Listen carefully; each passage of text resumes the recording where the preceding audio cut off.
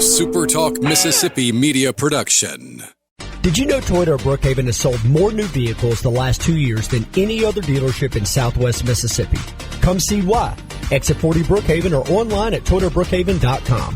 Great service, great savings. At Toyota of Brookhaven, we deliver. Oh, yeah. Good morning, Mississippi. Everything gonna be all right this morning. Mornings with Richard Cross. Oh, yeah. Here on SuperTalk Mississippi. Woo! Yeah, baby. Now, when I was a young boy, at the age of 5, my mother said I was gonna be the greatest man alive. But now I really need to make this the ringtone on my phone alarm in the morning now this week. I loved your intro. Like, hey, baby, how you doing? So, that was perfect, man. When I was a hot rockin' flame-throwing top 40 disc jockey in Mississippi, I had a catchphrase that was, love you, babe.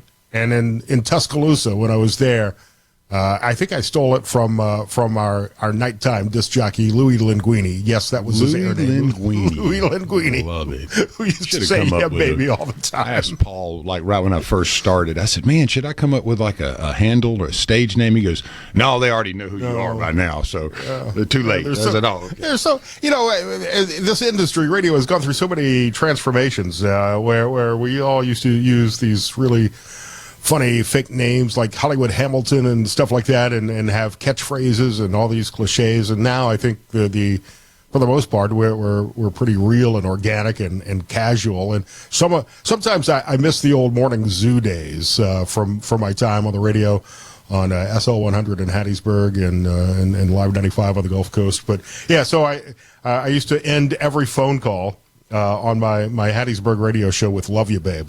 And today, that would probably get me canceled. You never know, yeah.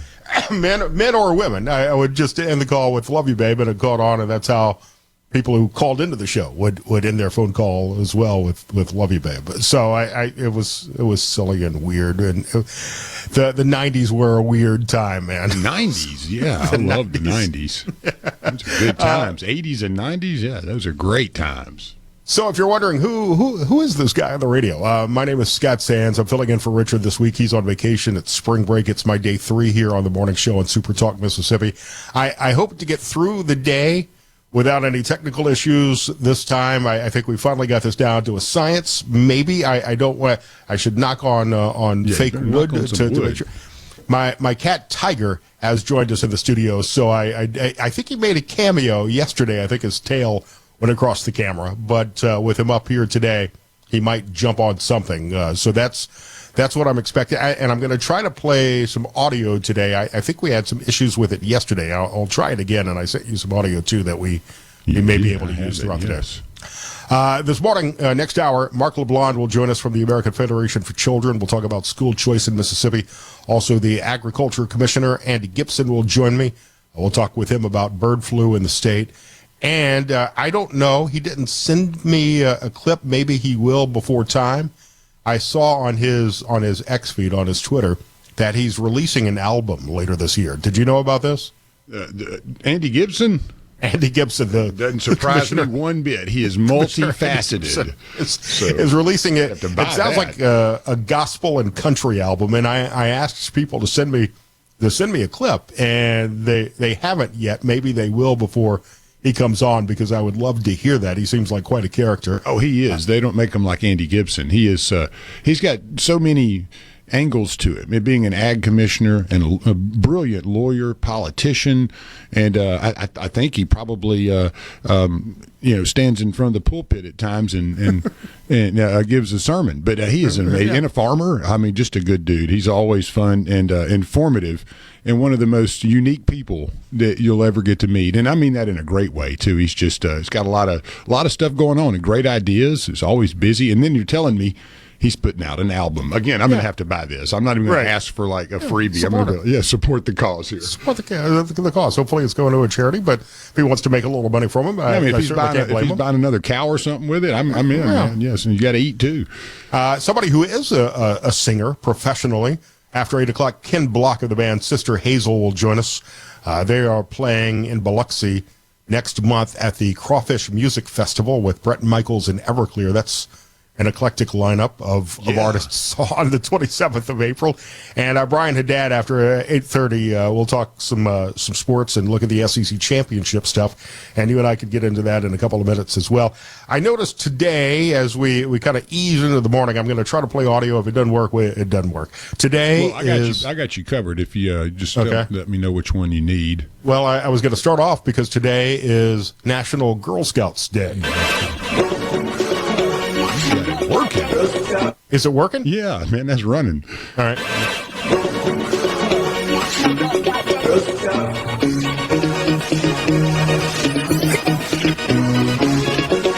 We do a lot.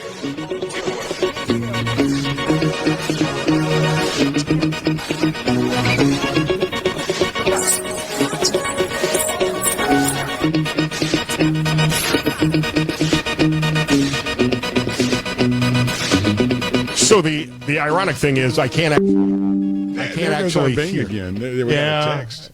I can't actually hear. You can't hear. No, it's playing in mono, but I'm glad it's working. So it's National Girl Scouts Day. They were founded 113 years ago in 1912, and began to sell the Girl Scout cookie, the infamous Girl Scout cookie, in 1917. Well, yeah, they were the Girl Guides to start.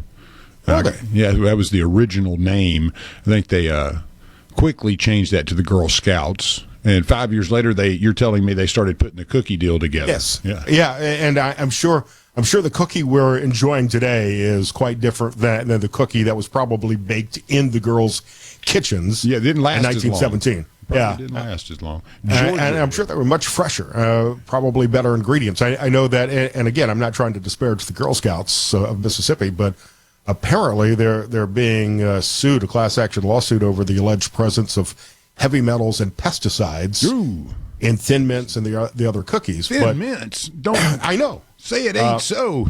Come on. Look, the hard truth of the matter is that there are trace amounts of this stuff nearly everywhere right now, which is one of the things that Bobby Kennedy is trying to rectify. Well, you took the words right out of my mouth there. I was going to say Bobby Kennedy. Well, you let him know about that. He will be on top of it.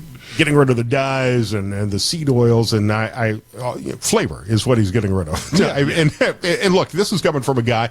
A year ago, Lance, I'm not making this up, in January 2024, I was 100 pounds heavier than I am now. And I know there's a lot of controversy about Ozempic and Mounjaro and the GLP-1s, but I started taking tirzepatide because I was frankly obese, and I'm still fat, but I've lost 100 pounds on tirzepatide. Congratulations. It's not easy to do. I mean, it takes, even if you're on medicine, it takes a discipline and a mindset. So congratulations. That's a great commitment, and I hope you feel good about yourself. I feel amazing. And the accomplishment, too, because it makes such a difference. Completely different guy. Did the Bourbon Trail like a year and a half ago and had to stop to rest along the way. And now I'm exercising. So what I'm not doing, though, is eating Girl Scout cookies. Right. I would love to have some and support the Girl Scouts, and I might have to get a box and allow myself like one cookie a day, like my cheat meal. But I did this on X a couple of days ago because I disagreed with somebody that put out their list of their favorite Girl Scout cookies in order. And mine, I'll give you a second to think about yours, Lance. Mine have to start with the Samoas, which I think still are called Caramel Delights. I think so. In some areas. And every region of the country has a different cookie option, and they're baked in different bakeries. But up here, they're called Samoas. They may be down in Mississippi as well. So I put Samoas first, followed by Thin Mints, which is their best-selling cookie, and the Tagalongs, the peanut butter patties, in third place. And then maybe the s'mores. Mm-hmm. After that, everything else. I don't think, compared to those three, maybe those four I don't believe anything else compares. I'm a Ricky Bobby type. Yeah, I mean, if you're not first, you're last in this one. And the Thin Mints easily take the cake for me. I do like the Samoas, but I love the Thin Mints when you put them in the freezer, right? Get them real cold, and pull them out on a summer day and eat those with a little cold glass of milk. Oh, that's the best. Or hear me out. You put it in your blender with some ice cream. You're going above and beyond the Call of Duty there. Yeah, now you're talking my language. I'll put them in like a frozen anything. Yeah, they're great. It's almost like your own little miniature Shamrock Shake. Oh, man, they're so good. Oh, but yeah, the Samoas, I love those just by themselves. But yeah, to me, the Thin Mint takes top prize. I haven't even tried some of these, like the Toffee-tastics and the Adventurefuls. Yeah, so when you got to buy a whole box of them, you're taking a risk. And I always just kind of stick to what I know with Girl Scout cookies. The shortbread cookie and the lemon cookie, I have no interest in trying. They may be fantastic. I love a lemon cheese straw. Those are down here. Ooh. It's all about the Samoas and the Thin Mints, in my opinion. And I'm sure we'll get some feedback on this as well on the C Spire text line. 601-879-4395. And yes, a beautiful moon out there if you're up and at 'em today. It is beautiful, so get you some. There is tomorrow night, a blood moon. If the clouds are clear where you live, you'll be able to see a full blood moon or a lunar eclipse. One of those. Seems to be more of those. Like when I was a kid, it's like once every 400 years you get to see this. Now it's like every other day. Some sort of significant celestial event planned for tomorrow night. I'm Scott Sands in for Richard Cross. It's mornings on Super Talk Mississippi.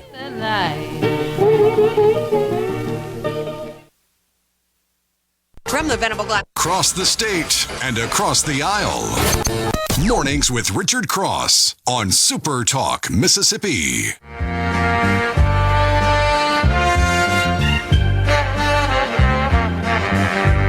Richard's still on vacation this week. My name is Scott Sands. And you feel real. Jeff sent a message on the C Spire text line at 601-879-4395. He's a peanut butter sandwich guy. And another text that said Andy Gipson could lay down a George Strait song pretty well. Oh, I know he could. Yeah, trust me. I can't wait to hear his voice then. To the peanut butter sandwich one, I love the grandma's little peanut butter cookies. The little ream of them. I can eat every one of them in about 2 minutes. And same with Mentos. I don't care what flavor of Mentos. If I eat one, I'm eating the whole ream of them. I don't know if you like ream, like Mentos like that. I did used to enjoy a good Mentos. And now, because I'm on this health kick, or trying to be, I order this organic peanut butter online, and I got to tell you, man, Bobby Kennedy and the Maha movement may be onto something, because there is a definite difference in the taste between like a Skippy and Jif and the organic stuff, and frankly, the Skippy and the Jif, in my opinion, are better. It's a little sweeter. So now, if I'm going to have peanut butter, like I'll put a scoop of it in a smoothie, or maybe a little bit of organic honey with it to add, and a touch I love of salt. honey. It's such a pain in the butt, though. Oh, it gets everywhere. Goodness gracious. I get it on everything, including, what I want it on, but then it's everywhere. And then my fingers are sticky and I'm licking my fingers all the time. I mean, I love it. I don't need that visual. We mentioned it's Girl Scout Cookie Day. It was also 1894, 131 years ago. The first bottles of Coca-Cola were sold, and maybe under Bobby Kennedy, we'll get some of that natural cane sugar Coca-Cola. I thought back you were going instead. another direction with that. Well, I mean, I went through that period in my life too, and was able to kick that habit about 15 years ago. So I don't need that temptation coming back. Well, you all said in 1933, FDR started his fireside chats. So that was a big deal. First time a president was really communicating directly with the people. And that was an interesting time, too. And 1933, the guy was a president forever and ever. Went through World War II. And so, Great Depression. Again, you think about all the things that are happening today. And FDR, whether you liked him or hated him or were kind of indifferent, he saw so many things happen in the time period. What was it, 16 years roughly that he was there? So, man, amazing. A lot of stuff happened. You got John Wayne Gacy was found guilty. Also, the crazy clown. 33 people he murdered and buried a lot of them under his house, too, I think. Do you get into those true crime stories at all? Like and this, I don't know, maybe this is a flaw in my personality and perhaps reveals something on the darker side of my life, but I really get into some of those serial killer documentaries, as well as the dramas, like Criminal Minds and NCIS, all those shows on TV. I enjoy them. I studied that stuff in college, so that was part of my political science degree, was criminal justice, and so I have a fascination with it. Not really from the darker side, more how these crazy people are able to do what they do and get away with it for so long, right? And the mind also, that what is ailing that mind. And when you could have seen it and maybe diagnosed some issues that potentially would have led to those things. I find that to be the more interesting side. And the loss, though, of life and the tragedy it really doesn't do much. I mean, it just hurts my stomach. I don't get much out of that. But, the craziness of the people that pull this stuff is just – it's outrageous when you really dig in. I mean, I think we all have some of that dark side to our personalities, because you look at the popularity of some of these true crime podcasts, which are the most popular genre of podcasting right now, are the true crime stories, and even the fascination we have with despair. The story of the missing girl right now from Atlanta, in I forget which island, the Dominican Republic or Puerto Rico. I forget where she was vacationing, but went missing. Kind of similar to the Natalie Holloway story. Yeah. We get sucked into following those tragedies. Yeah, that guy crazy too. I mean, that Dutch fella, I'm trying to remember his name, Joran van der Sloot or something like that. That was a diplomat. And some of those are just so bizarre. That one was one that really was fascinating, the Gabby Petito. Some of the more recent ones, it just seems that there's a ramping up almost. And it's likely because we're so connected. You get so much more information, in this time. And now with social media and everybody having camera phones, there's more video, there's more audio to document some of these stories. I know I watched the two Gabby Petito stories that are on Netflix and Hulu, and was sucked in and captivated by those stories and those tragedies for a couple of hours as well. So, good morning. Hey, we're digging into the basket here this morning. into the dark side of things. Well, it happens, just part of life. It does. And, it's not something that anyone wants to pay attention to, but you can't be an ostrich and stick your head in the sand as the world passes you by. You got to kind of know what's going on, too. A lot of crazies out there, but a lot of good people. Somebody somewhere is turning on the radio and hearing us talk about serial killers. Is this a true crime drama? I'm just going to pull the sheets back over my head and go back to bed. So let's get into sports and change. Brian Hadad will be in after 8:30, and we'll look at the SEC championship games that are this week. Yesterday, this came out, I think, after the show was over, but for the first time since 2019, Ole Miss is bringing back the Meet the Rebels Day. It's going to be Saturday, April 12th in the Manning Center. This is in lieu of the spring game. And Lane Kiffin said, in keeping with our program's pro mindset, we are taking a business-like approach with our spring drills with the focus of improving as a team. After careful thought, including the timing of other spring events, we determined it was best to not hold a spring game. We look forward to hosting a fan day for the Ole Miss family to engage with our players on a personal level. And this is all going to be free at the Manning Center on April 12th. I've got mixed feelings about this, Lance. I think it's great for fans to have the opportunity to meet the players and coaches and interact personally. But I also like the charm of the spring game, which I know the players aren't necessarily going 100%. But you get to see, especially the newcomers. I'd like to see who might replace Jackson Dart at quarterback and how well he could throw compared to Jackson. And I think there's a little bit of competition that springs out of these spring games between the ones and twos, especially if you got something riding on the line. The winner gets a steak dinner and the loser gets beanie weenies, that kind of thing, like Nick Saban used to do at Alabama. I'd like to see the spring game, even though they're meaningless and they're not always an accurate representation of how the team may look when the season starts. I like the spring game, and I think I'll miss that with Ole Miss. I think Alabama is doing something different. I don't know about State. We had like a carnival last year, so it was flag football and all kind of tug of war and like hot dog eating contests and everything and slam dunk. So I'm one of those that when I lived in Oxford, I enjoyed the spring game because it was something to go do. But more than anything, you did get to see some of the young guys that maybe not even going to be on the team the next year. And in this world we live in now with the transfer portal, I think they're all a little scared that you get something on tape and then these kids use that potentially to get out of there and go find another spot before the season starts. And then the injury side of it too, so much invested now into the players from a financial standpoint as well, that as Lane Kiffin said, we're in a pro mindset, whether you like that, love it, hate it, indifferent, that's where we are. And so a lot of, I think, the privacy side, the worry of keeping the team together, and then the injury stuff. So, and then they want to make it fun. It's more like the NFL kind of their all-star game, the big deal. So it's mirrored more of that, and I think that's probably where we're going. Even more likely is less and less of the the scrimmage, and everything that is scrimmage is going to be pretty much scripted. So if you do see something, that's what they wanted you to see. Yeah, they're not going to reveal any of their big plays during the spring game. But I as you mentioned, the transfer portal, that has got, that and NIL has got to come under control because so many of these players, one or the other, the loyalty aspect of it. And I think Nick Saban was before Congress yesterday testifying about a closed door hearing of some sorts. I don't know why it was classified, about NIL. And if there's anybody that could get this mess together, I think it's Coach Saban.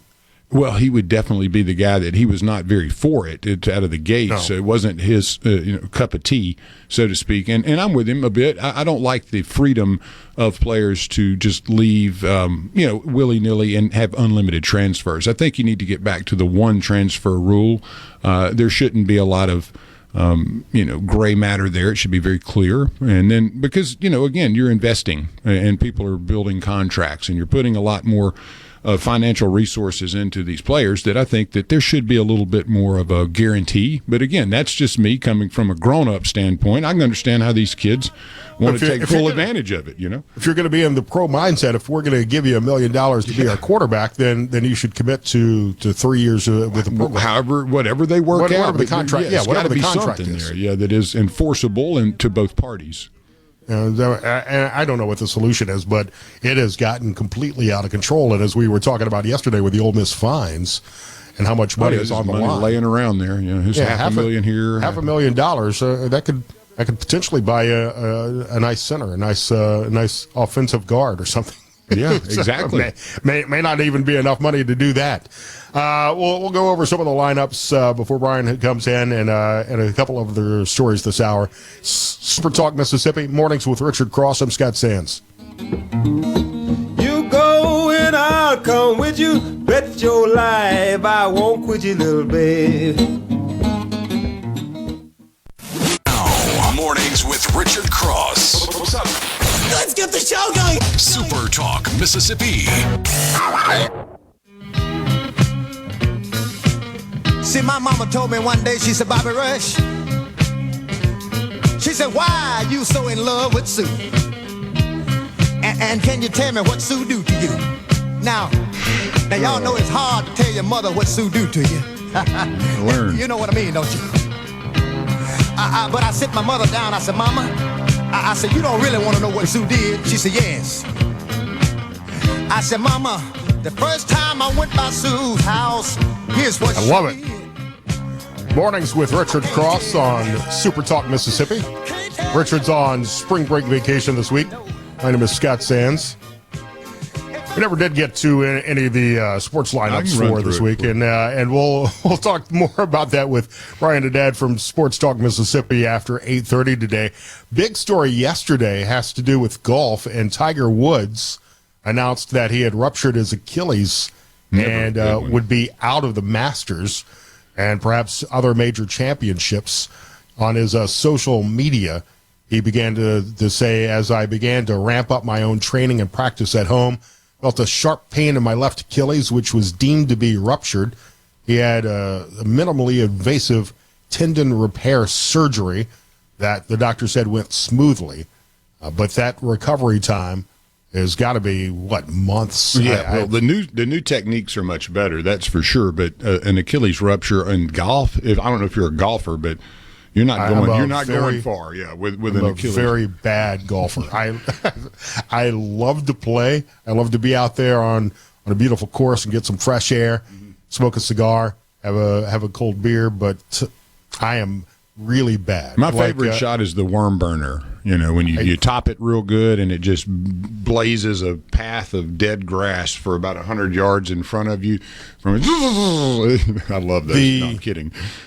I have actually had drives that have wound up behind me. I don't even know physically how that is possible, but I have teed the ball up, and the ball has wound up behind me. You're playing. Yeah, you can play a slice. That's playing it right there, man. I have teed up and hit the golf cart and busted a buddy's shin after it bounced off the golf cart. I got to go play with you, man. This would be too much fun. I breach so much golf etiquette. I will tee up in the fairway. Yeah, I've left a couple of putters standing straight up and in the pines. You get tired of them because they didn't make the shot for you, and The only golf shot that I've ever been proud of, and it was completely by accident, and I've got this on video somewhere, I should share it, is I was playing, and I'm the guy that is asked to play on a foursome and a scramble because I'll be the lead putter and show everybody else where to hit the ball. And I can actually putt fairly well, but it was a par 3 that had a pond in front of it with a fountain. And I hit a line drive off the tee box that smacked the fountain, flew up about 500 feet in the air, and landed about a foot away from the pin. It's a beauty. That's like putt-putt, Yeah, that's my best golf shot ever. The Masters are about a month away. The Players, I believe, is this weekend. I haven't seen who's favorite for the Players. We've got to pull some strings and get you a Masters practice round. That would be awesome. I am not allowed to play any nice courses. No, but that would be hilarious, man. We could go out there, put on some cool pants, get some real loud breeches, like some, what are those, knickers, wear the funny hats and go have a good time. Like the movie was that Who's Your Caddy? That basically like that'd be us. There's a really nice course. One of the casinos has a really nice course outside Bay St. Louis. I can't remember which casino it is. There's so many good courses down there. and when my buddy Darren would take me to play, there are several holes where you have the walk path over like the bayou. I don't feel like paying a buck to lose a ball here. I'm just going to move on to the next hole. It's not even worth it. My dad was always when we'd play. My dad, we don't get to play as much now, but yeah, we'd go play one of these little 9-hole courses, and he liked picking up golf balls in the swamp more than playing. So he would purposefully shank one off into the woods, and then we'd spend 2 hours picking up 500 golf balls, which we have 4 or 5 garbage cans, like the big garbage cans full of them. So when he and his wife have yard sales, he'll sell them for 50 cents a golf ball. You could sell them for the next 40 years.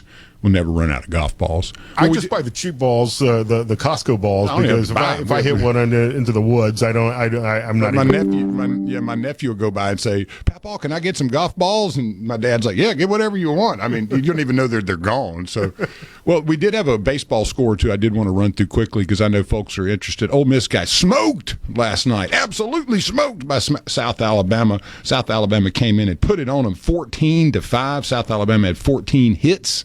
14 runs, even had 3 errors and still won that bad. Ole Miss, though, they were basically playing punting. They were punting it around out there with 4 errors, 6 hits, 5 runs. Terrible outing for the Rebels as they go into SEC play. Not what you want when you got number 3 coming into town, Arkansas, on Friday to open up the SEC schedule. Mississippi State was victorious in their game against Old Dominion 9-4. They'll have Nichols, a couple of back-to-back midweek games here before they get started with Texas. One of those historic type of things. You go back into the Will Clark and Palmero era of Ron Polk and kind of starting everything off. Texas and Mississippi State tied up in that World Series many years ago. Southern Miss, they were victorious over UTRGV, and that's not a TV station. That's UT Rio Grande Valley. They beat them over. Yeah. At first I was like, is that True TV? They beat the Truth. No, that's Rio Grande Valley. They won that one 3-1. Good ball game. They will get started here in the Sun Belt against Old Dominion, a very good baseball team who, ironically, Mississippi State beat last night 9-4. So that's where we stand there. Delta State beat Monticello 20-11. I had to cover that one. That's a beatdown. Football score style there, or a girls' basketball game. And also University of West Alabama, 4-2. That's what William Carey did last night on Tuesday. And they'll have Bruton Parker College and be traveling to Mount Vernon, Georgia for that. So that's our baseball update. On the SEC side, I believe Tennessee is the last remaining undefeated team in college baseball. Yeah, they're good. It's hard to go undefeated, even in your non-conference schedule, much less, when you're playing some pretty good competition. But, yeah, that's a great team. They've been assembled to win, and they're going to be a front runner, I can assure you, this year. Ole Miss lost a couple of very good players from last year's roster to that Fisher and Dole. Both of those kids are doing well. The lefty Liam Dole is, he looks really good as the Friday night guy. So, and one thing you know about Tennessee is they generally run out three dudes that throw about 100 miles an hour, and Friday, Saturday, and Sunday, and they're pretty loaded when it comes to the pitching. So, generally, that's what you get to see. Everybody else, I don't know. I mean, Alabama's having a great start to the season. You and I talked about that the other day, and everybody's beatable in this league. So everybody's assembled a good team. Everybody's going to have a chance to win, and you get 3 chances each weekend. That's what a lot of folks don't understand about the non-conference schedule versus the conference schedule. Playing a great team 3 times in a row, that's a tough thing to do. So I'm always anxious to see the conference schedule kick off because everybody so far has had a pretty good start to the season, and this is really where it comes in, and you start figuring it out. One thing I found funny, I came in today and it was like 80 degrees on the thermometer, and I saw a honey mustard bottle in the garbage, and I'm sitting there thinking, was he like basting a piece of pork for Friday? Because they do like Food Fridays. I was thinking, man, nice. He's getting a head start in here today. Yeah, I mean, it was warm enough to, you got so many things converging right now, right, Scott? You got basketball, spring baseball. Garrett Cole is having Tommy John surgery, so the Yankees ace will be out for all of this season, part of next year. You've got NFL free agency, dudes signing left and right. Today's the big day for that, really. You've had a lot of the negotiations ongoing. Joey Bosa, he is going to get a 1-year deal with the Bills. Pretty nice little chunk of change he's putting in his pocket. DK Metcalf to the Steelers. Geno Smith to the Raiders. Laramie Tunsil, a name we all know, to the Commanders. Sam Darnold, huge, $100 million plus deal. Are you kidding me for that guy? Nah, he's pretty good. I know there's been so much action on the QB front. I pulled up a list of this. Sam Darnold, Justin Fields to the Jets for 2 years, $40 million. Daniel Jones to the Colts for $14 million in a QB competition with Anthony Richardson there. That's going to be Jimmy Garoppolo to the Rams for $4 million. I think that's a steal for him. Zach Wilson to the Dolphins. And I saw Tua Tagovailoa on a boat drinking beer, and it looks like he's got a dad bod these days. The Patriots signed Josh Dobbs, 2 years, $8 million. Jarrett Stidham to the Broncos for $12 million. Nick Mullins to the Jags. So everybody, they're just trading quarterbacks is what's going on here. Yeah. So I think we want your guy. The stories to watch from the QB front will be Aaron Rodgers, Russell Wilson, Mac Jones, Jameis Winston, Joe Flacco. I mean, at this point, it wouldn't surprise me to see Brett Favre come out of retirement again to play Crab for somebody. Legs is still playing. Yeah, I mean, Jameis Winston has had somewhat of a resurgence in his career later on, and you got Dan Jones, who's had a rough run up there in the Giants. So, he's going to have an opportunity to fight it out with Anthony Richardson, AR, and so it's like you said. I mean, there's so much movement on the quarterback front. I don't really was the only one left that stayed was basically Mahomes and Jared Allen or whatever. So yeah. Who knows? And we haven't even gotten to the draft yet, where I think you're going to see a lot of interest in Cam Ward and Jackson Dart, Shedeur Sanders, maybe, and the Browns have like 8 people in their quarterback room these days, and none of them are very good. Yeah, it's not. This isn't Moneyball. Yeah, it's not Moneyball. No. You can't glue 12 players together and make one. No, it's not going to work out that way. And they're still paying Deshaun Watson $250 million, and what has to be the worst deal ever for the NFL. Got some lotto numbers from the Mississippi Lottery next. It's Mornings with Richard Cross. I'm Scott Sands. You can find me on X at Scott Sands Media, SuperTalk Mississippi. Hey, down in Joe's garage, we didn't. From the benefit. Grab another cup of coffee and start your day right. Mornings with Richard Cross here on SuperTalk Mississippi. Another cup of coffee sounds good right about now. Scott Sands in for Richard. He's on spring break vacation this week. Marc LeBlond from the American Federation for Children joining us right after 7. Mississippi Lottery numbers for today, and I apologize. I have not been sharing the cash value, and Deb pointed that out on the C Spire text line a few minutes ago, so I will make it a point to include those today. And if I ever won, I'm taking the cash value, so it's important information. No jackpot winner in the Lotto America last night. Next drawing is tonight, worth $25.91 million. The cash value of that, $12.16 million. Numbers from Monday: 13, 15, 34, 36, 39, and the star ball was 10. Bonus multiplier 2. No jackpot winner in the Powerball either. The next drawing for that is also tonight at $353 million.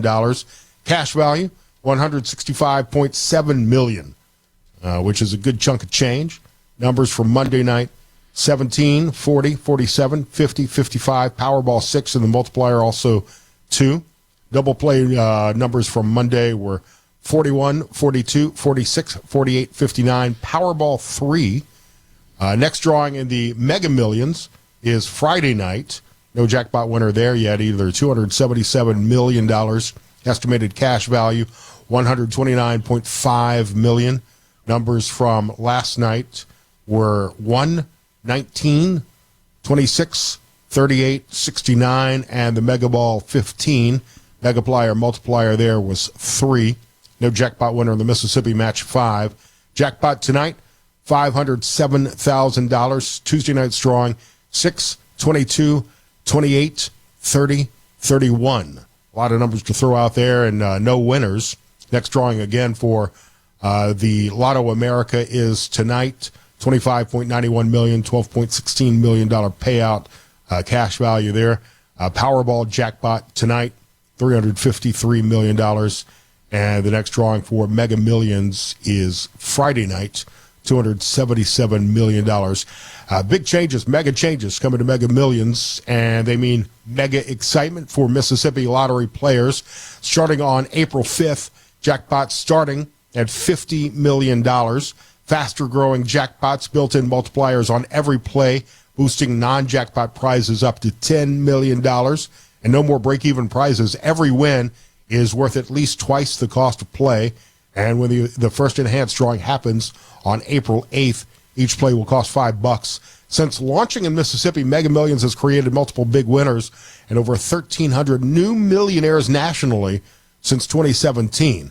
I've decided that if I'm going to ever be a millionaire, it's going to be winning the Mississippi Lottery. Get ready to play bigger with the all-new Mega Millions starting April 5th. You can get all the information on the Mississippi Lottery website and social media later today to learn more about that.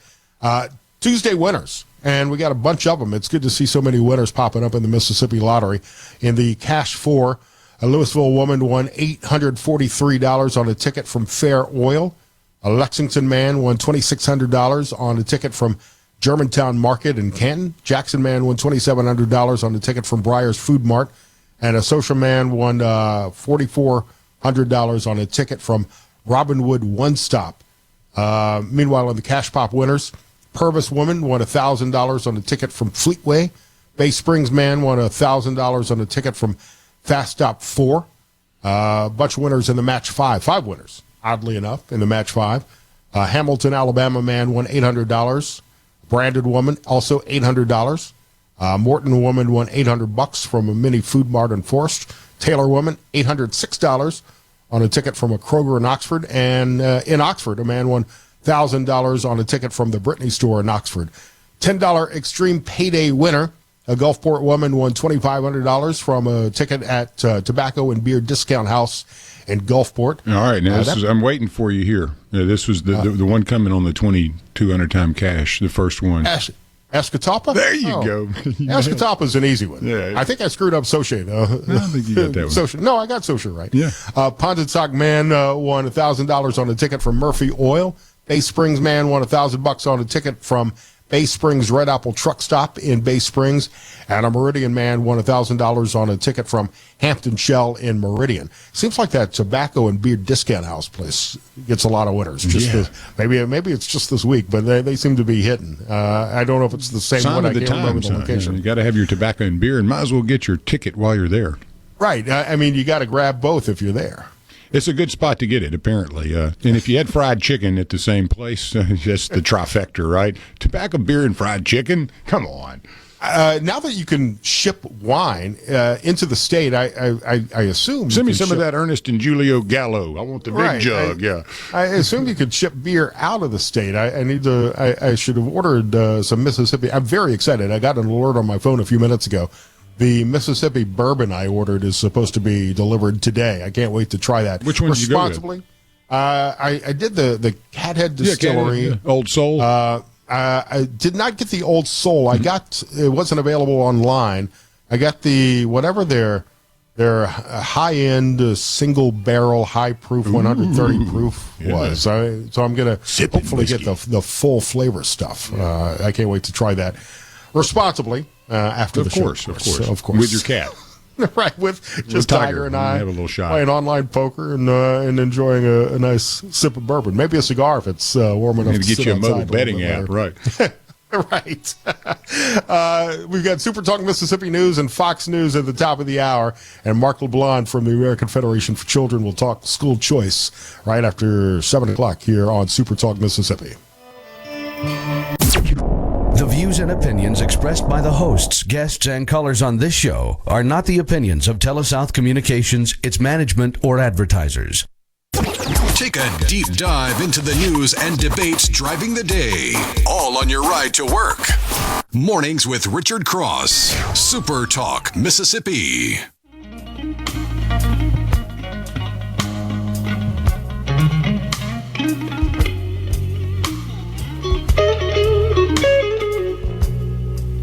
Ag Commissioner Andy Gipson later this hour. It's Mornings with Richard Cross. My name is Scott Sands. Appreciate you letting me fill in for Richard this week. C-Spire text line is open at 601-879-4395. You can find me on X. I am at Scott Sands Media. Talking school choice this hour. Joining me on SuperTalk Mississippi is Marc LeBlond, Director of State Advocacy for the American Federation for Children.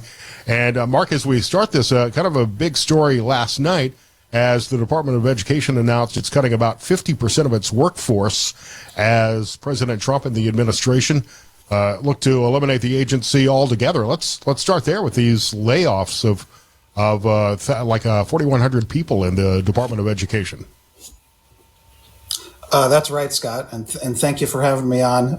Lots of big news in school choice, lots of movement, and you can see we're renovating here. We've been winning so much that haven't been able to get through the House projects. So appreciate you having me on. It's a good reminder with regard to the Department of Education, just exactly what its role is.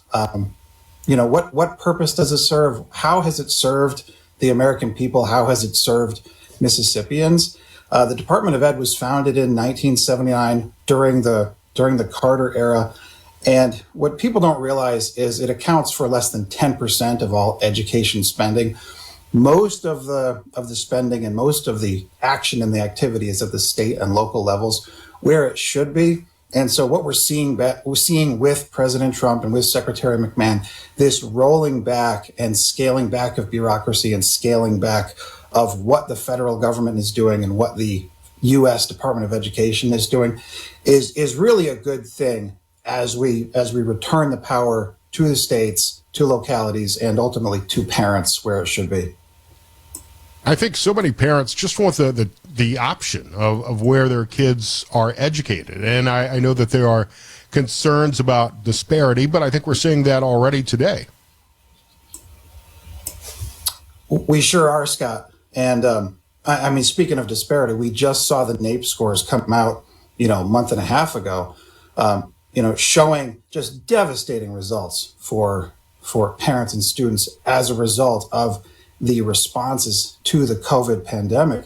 And, one of the most transformative things you can do in education, there's a lot of things you can do, right? I mean, you look at a state like Florida, where they've done really comprehensive reforms top to bottom. Mississippi has done some great work on the literacy side of things, but really the most transformative thing you can do is school choice, educational choice, return the power to the parents so they can really direct the education of their students. And we're seeing increasing action, increasing activity.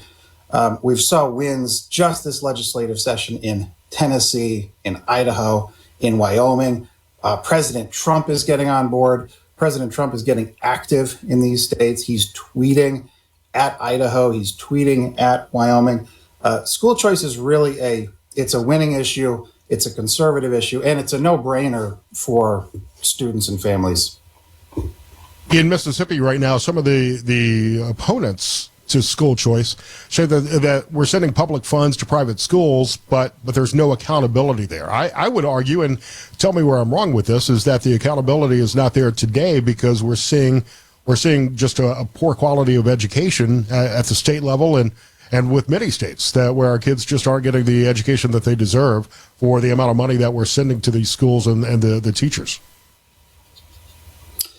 That's right, Scott. In Mississippi, you're spending close to $15,000 per student. And, where is it going? It's certainly not most of it going to the classroom for the benefit of the kids. You've got in Mississippi is among the highest rate of students that are relegated to their local district school. And that's not by choice. We've got polling in-state in Mississippi showing that only about 41% of Mississippi school parents, would choose their regular public school if they could, but about 85% are in their zoned district. So Mississippi has made some good inroads. You've got a couple of targeted programs, special needs vouchers, special needs ESA serving about 1,000 kids. You've got charter schools that really could be beefed up and could do a lot more. There was an open enrollment proposal that made its way through the House under Speaker Jason White's leadership. Speaker White has been a great champion for students and families, but unfortunately, it looks like that's not going anywhere in the Senate. So I'm following with great interest. Let's talk about why it's not seemingly going anywhere in the Senate. I'm going to ask you a leading question here. We're talking to Marc LeBlond from the American Federation for Children. Why, and this is going to dovetail into a conversation we had at the end of the show yesterday with Douglas Carswell. Why is the legislation going nowhere in the Senate in Mississippi? Yeah, I'm glad you shouted out Douglas. My interest in Mississippi started a few years ago doing a joint project with Douglas and the Mississippi Policy Center. But in short, the lieutenant governor in Mississippi, Delbert Hosemann, he controls the Senate. He's the president of the Senate, so he presides over the Senate. And with legislation, it's not simply a matter of do you have the votes? It's are you going to hold it for the vote? Is it going to move in committee? Is it going to move onto the floor? And all progress seemingly has been blocked by the Lieutenant Governor, Delbert Hosemann. He's been opposed to school choice. I don't know why. I can't speculate as to what his motives are. Maybe you would have him on the program and ask him. But after the last couple of days, I'm not sure he wants to talk with me. But but sure. Fair enough, Scott. But as I look at Mississippi, I'm going to name a few states, right? Louisiana, Arkansas, Tennessee, Alabama. What do these all have in common? They border Mississippi, and they all offer their families robust educational choice. Every family in one of these states can have access to an education savings account to basically send their student anywhere they want to. And you're outflanked on all sides. And eventually people are going to start moving. Parents will do a lot for the education of their children. In Mississippi, Mark, there are a lot of rural areas that might not have private schools nearby. Transportation might be a problem. How could the charter school laws be tweaked to eliminate that problem from school choice? Sure. It's a great question. So there's a number of things you can do. With the charter school laws, it typically comes down to the authorization process and how many schools you authorize. Oftentimes you have a situation where it's Department of Education is approving a new charter school or a district is approving a new charter school. In the case of a district approving a charter school, they're often incentivized not to do so. It's like McDonald's approving a Burger King next door. So one thing you can do in the charter space is loosen up that authorization process, for who decides. And what I mean is, I don't mean loosen the standards. I just mean create more opportunities for charters to get approved, create multiple authorizers, create an independent authorizer that doesn't have an incentive to keep new opportunities for families out. Arizona is one that's really done a lot of great things in the charter space. They have actually a 15-year term where they authorize their charter schools. They've got everything in the kitchen sink in Arizona. They've got open enrollment, charter schools, education savings accounts. Florida's another great example. And then another thing you can do for rural areas, rural parents, is just provide these education savings accounts, private choice, which actually allows existing schools to serve the families in the area, but new schools to open up. You see micro schools opening up. You can allow parents to pay for transportation. And so in places like Florida, in places like Arizona, you're seeing rural families served through school choice programs like they've never had access before. I'm a free market guy, and I think competition works and competition drives excellence. One of the things that Vivek Ramaswamy has been talking about, and Governor Reeves has quoted Vivek on a couple of occasions, is all right, let's use this competition and incentivize teachers. Teachers unions have been opposed to school choice options. We've got about a minute here, Mark, but explain how we could perhaps compensate teachers better if they're performing better and teaching their students better. Oh, there's plenty of opportunities. I mean, first of all, a choice environment is inherently better for teachers. It just creates better working conditions, better pay. But there's other things you can do to incentivize great teachers. I would say look at Dallas, a place like Dallas. Dallas has invoked it's a merit pay system where they pay the very best teachers, and they pay them top rate. They're paying these teachers very well, and they're actually serving students in underserved areas. So you're getting the top teachers in the areas where you need it most. Marc LeBlond, American Federation for Children. Find him on Facebook at School Choice Now. Great conversation. It's one we'll continue to have until it gets done in Mississippi. Mark, great to have you on the show. Appreciate you, Scott. Mornings with Richard Cross on SuperTalk Mississippi. I'm Scott Sands.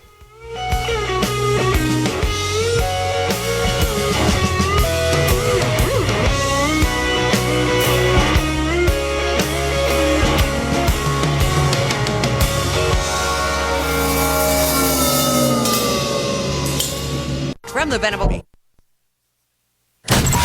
From Duck Hill to Alligator, Mississippians start their day the right way. Mornings with Richard Cross on SuperTalk Mississippi. Seem like the real thing, long too far. Much mistrust, love's gone behind. Some great comments coming in on the C Spire text line at 601-879-4395. Complaining about where the money is going as schools are falling apart around the state. And I think that's one of the things that needs to be addressed, how the money is being spent and getting the kids a better education in the long run. Remember the whole drone controversy, Lance? Did you guys talk about it on Richard's show? What drones? Are you talking about the aliens?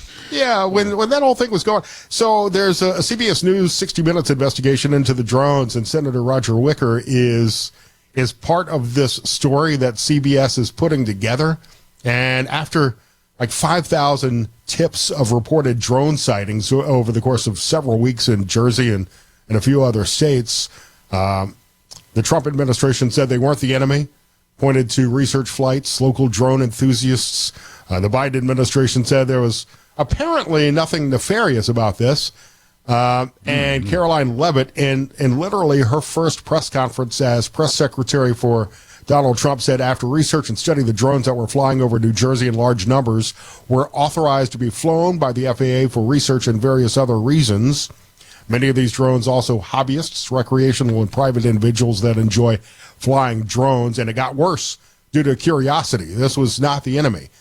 But in a Sunday episode of 60 Minutes, Bill Whitaker is shown asking Senator Wicker, do you believe that these drones are a spying system, a spying platform? And Roger Wicker said, well, duh. I mean, those weren't his words, but that's essentially what he said. He said, what would a logical person conclude? That these are spy incursions? And Senator Wicker said that I can tell you that I'm privy to classified briefings at the highest level, and I think the Pentagon and the National Security Advisors are still mystified. And this is a big revelation from Senator Wicker because he's the chairman of the Senate Armed Services Committee. And I think that kind of is going to say a lot about, and what he doesn't actually say about what these drones may be. Got invaded by Amazon, maybe. I don't know. It could be. As I've said, a lot of packages had to be dropped off. I'm a big fan of technology, but I'm not sure I want a bunch of Amazon and DoorDash drones flying all over the place, dropping off Steak and Shake. I think that probably creates more problems in the air than it actually solves. Well, yeah, and it all happened at about the same time. The quantum computer, took off, and then they took it offline. You had all the drones flying around. My thought was it was something related to, swarming and technology, maybe that had been opened up, or they were testing with the new quantum computers, and then they kind of shut that thing down after a minute, and it seemed like the drones kind of went away. So, I don't know what I think it's probably a combination of a lot of things. I think it would be very easy for adversaries to have infiltrated American airspace with drones, and then sure, some of them may have been research drones, and as the stories about drones grew, drone enthusiasts may have launched their own looking for them, and of course law enforcement drones. It was probably a conglomeration of everything all at once, and there may have been some spy drones mixed in there as well. So maybe we'll get some more information. I think that's going to be one of those stories that we never really know. And again, I'm not a conspiracy guy, but I do fall into those conspiracy rabbit holes from time to time. Yeah, I love them. I don't necessarily believe them. Yeah. I mean, the ones that are turned out to be fact, well, they're not conspiracies anymore. They're truths. But yeah, I love a good mystery. And this was one that you're like, well, I don't know what that stuff is, and it doesn't look right to me. But they're telling us there's nothing to see here, Scott. Don't worry about it. Car-sized drones flying around your neighborhood. And, oh yeah, don't worry about that. No big deal. And most hobbyist drones are not car-sized. They're the little DJI DeLorean. drones. Yeah, you don't have a DeLorean flying through. So, but I found that story interesting. That Senator Wicker, who would know from classified briefings what's going on, even though he may not be able to say it publicly, is saying, yeah, we're still not getting the full story there. Wow. Something I'm watching here in about 5 minutes. We'll get the Consumer Price Index, the inflation numbers for February, and yesterday. Market kind of a roller coaster based on the 4-hour Canadian tariff war yesterday that the Canadian province threatened to cut off electricity to 3 U.S. states because of Donald Trump's increase in tariff, and Donald Trump said, okay, fine, we'll double the tariff to 50%, and suddenly Canada was backing down as they get ready to become our 51st state, which is like not he happen, said, but it's fun to talk about. It is funny because he continues mentioning it in a serious and joking way at the same time, and it's hard. It's hard with him to understand if he's trolling sometimes, if he's serious, if he's negotiating. He is an expert level troller. So when the CPI numbers come out here in a few minutes, something to look for is the projection is a 0.3% increase. Which would put headline inflation at 2.9% and core at 3.2%, which is still lower than January. And we're seeing some price drops in things like gasoline. Egg prices, I think, are down about $1.50 is a story I saw yesterday. I think gas prices are down, depending on where you are, where you get it, at least 50 to 75 cents a gallon. So that's good news and will affect inflation. And if we see this deceleration, we'll see if the market actually rebounds, because yesterday on the Dow and NASDAQ, S&P, we were kind of entering that correction territory that has a lot of people concerned. But and again, don't take my advice on finance. Having a nice little run this morning as far as on the futures side. Yeah, but again, the futures it was are a all seesaw yesterday. I mean, that thing was bouncing around everywhere. There is so much cash on the sidelines right now that I think that some investors are looking for a buying opportunity. One particular stock I want to look at today, because I forgot to look at it last night, is Southwest Airlines. So, flying has changed a lot in my lifetime. I remember flying as a kid where, people were still smoking cigarettes on the plane. Yeah, they still have some of those. They don't have the cigarettes, but there's still some of the armrests with the, right. They glued it down. Those are the planes I'm not sure I want to fly these days. Yeah. So, although they were probably built much better then than they may be today. Yesterday, Southwest announced that they're going to start charging for checked bags beginning this spring. And they were the last major U.S. airline that didn't charge. So, I mean, like every airline is Spirit now. When I fly on the company credit card, I would fly mostly Delta or American, United. Because I could have upgrades, an assigned seats rather than fighting the corral that is Southwest. But I did fly Southwest into Gulfport. I know they've got flights into Jackson as well. So you're not even going to be able to get one bag on Southwest. Yeah. Other airlines are charging about $35 for your first bag, and even more than that for additional bags. And the 2 bags fly free policy that Southwest had was a big selling point, because there aren't many other selling points to Southwest. Nothing against Southwest, but they don't have Wi-Fi. You don't like the brown and orange colors? Come on, man. They don't have plugs, outlets to charge your devices when you're flying. Their snacks aren't very good. The CEO says it's to return to the levels of profitability that we and our shareholders expect. What, like 2021? Yeah, that was a while back. They were trading about $65 a share back then. They're about 30 now. So yeah, I don't know if checking bags is going to solve that problem for them. The problem is, I think you can still get carry-on for free, but if everybody starts to do a carry-on, because nobody likes to fight baggage claim. You're sitting there for a half an hour waiting for your bags to come out, and you can never trust that it's going to get there. That's not just Southwest. But every airline often has trouble with that.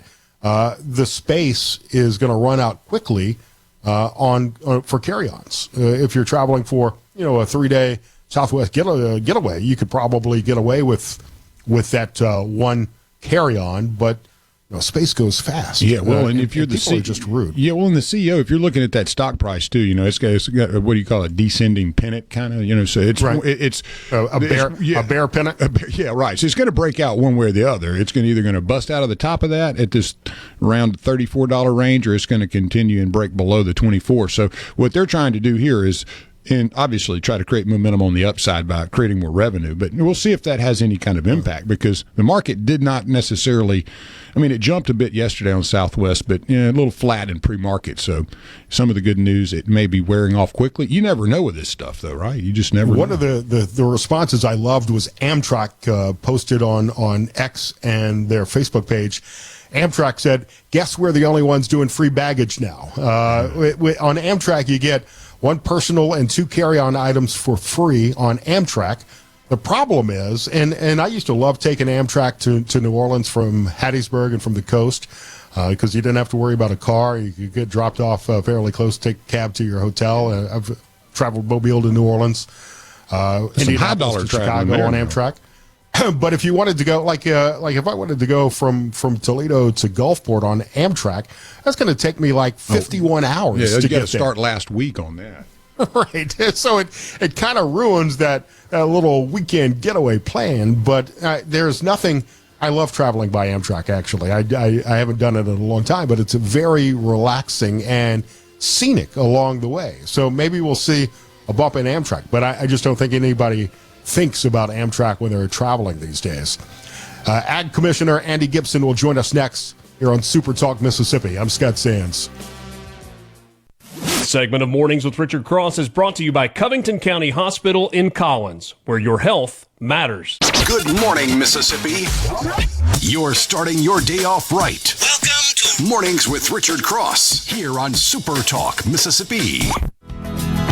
I was only 17 back then, but it seems like I knew more than I do now.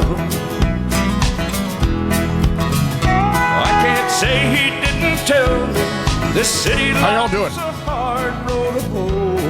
Richard Cross on vacation this week. It's spring break after all. My name is Scott Sands. Thank you for letting me hang out with you today.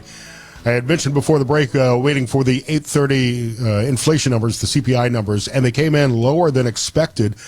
Just quickly here, I won't get into too much detail, but year-over-year inflation, core CPI, 3.1% versus 3.2% expected, month-over-month, and year-over-year, and core all down about 0.1 of a percentage point less than expected. The futures kind of took off on that news, but seem to be settling in. We'll keep an eye on that as the market opens in just over an hour.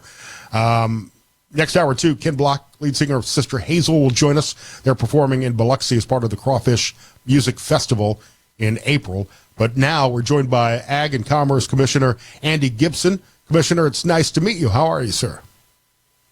Well, Scott, it's good to meet you. Good morning, and thank you for having me. I've enjoyed listening to you this morning, and well, thank you. You're doing a good job. I appreciate that. I'm very disappointed in your office, though. When I saw you tweet out about your album coming out, and I had asked them to send me a clip. Are you finished with the record? I'm still recording. I should have it done in the late spring, early summer, and I'll make sure you get a copy. I'll send you a copy to SuperTalk. There you go. I would love to hear it. Yeah, some of my favorites. I've always wanted to do it for my family, and I'm finally taking the time to get it done. I'm looking forward to getting the word out there. We had a comment on the C Spire text line earlier that you could really lay down a George Strait song, and now that I hear your voice, they're right. Well, God has given me a voice, and I want to use it. I do sing in church. I've sung at other venues, but I've never actually recorded anything. So I'm gonna lay it down and put it on the record or whatever they call that technology today, right. MP3 or whatever. Get it out. Will you have physical CDs, physical records, or will you just go straight to streaming? I don't even know. I'm gonna find out what those options are. I know it's all being done digitally, but I still do have a CD player. I keep one. I have a whole stack of CD. I'm from that generation, and so I probably want some of those at least, just for my own collection.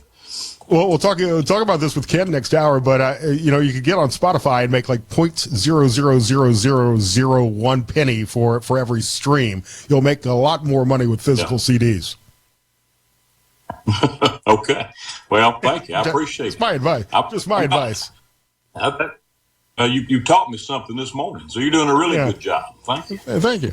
Commissioner Andy Gipson here, Mornings with Richard Cross. I'm Scott Sands. Commissioner, I wanted to talk with you because the headlines the last few weeks and really for the past couple of months, in fact, it was a big campaign issue in November, price of eggs. And part of the cause for that is the number of chickens, hens that have been slaughtered across the country. And I know that there have been some confirmed cases of bird flu in Mississippi. Greene County, Lawrence County, Leake have all had cases reported. Is it a concern of yours? Is it a big problem in the state? It really is, Scott. It's a crisis situation, and as you know, poultry and eggs, that's our biggest industry in the state of Mississippi. So we've been watching this now for a number of years. It used to be when I first took office back in 2018. This was a kind of a rare occurrence, and now what's happened is this bird flu has gotten into the wild birds, into the songbirds even, and ducks and geese. And as a result, it's finding its way into the different hen houses, poultry houses, laying houses. And I think the current number is there have been 250 million birds, egg-laying hens affected from this. Last year alone, 2024, 25 million birds were depopulated. That's the polite term for saying killed, slaughtered, like you said. that has been the official federal policy and practice to try to control this virus, because, as you know, there is no silver bullet for a virus. A virus has a way of mutating. It comes up with new strains, and that's what we've seen. Every time that we think it's going away, it's coming back in a different strain. And yes, in Mississippi, we had 250,000 birds that had to be populated in December, and I think we're probably looking at some more situations like the days ahead. The Chev eggs is due to bird flu. That is the reason egg shortage. That's the reason eggs are so expensive. And I'm really impressed with our new ag secretary in Washington.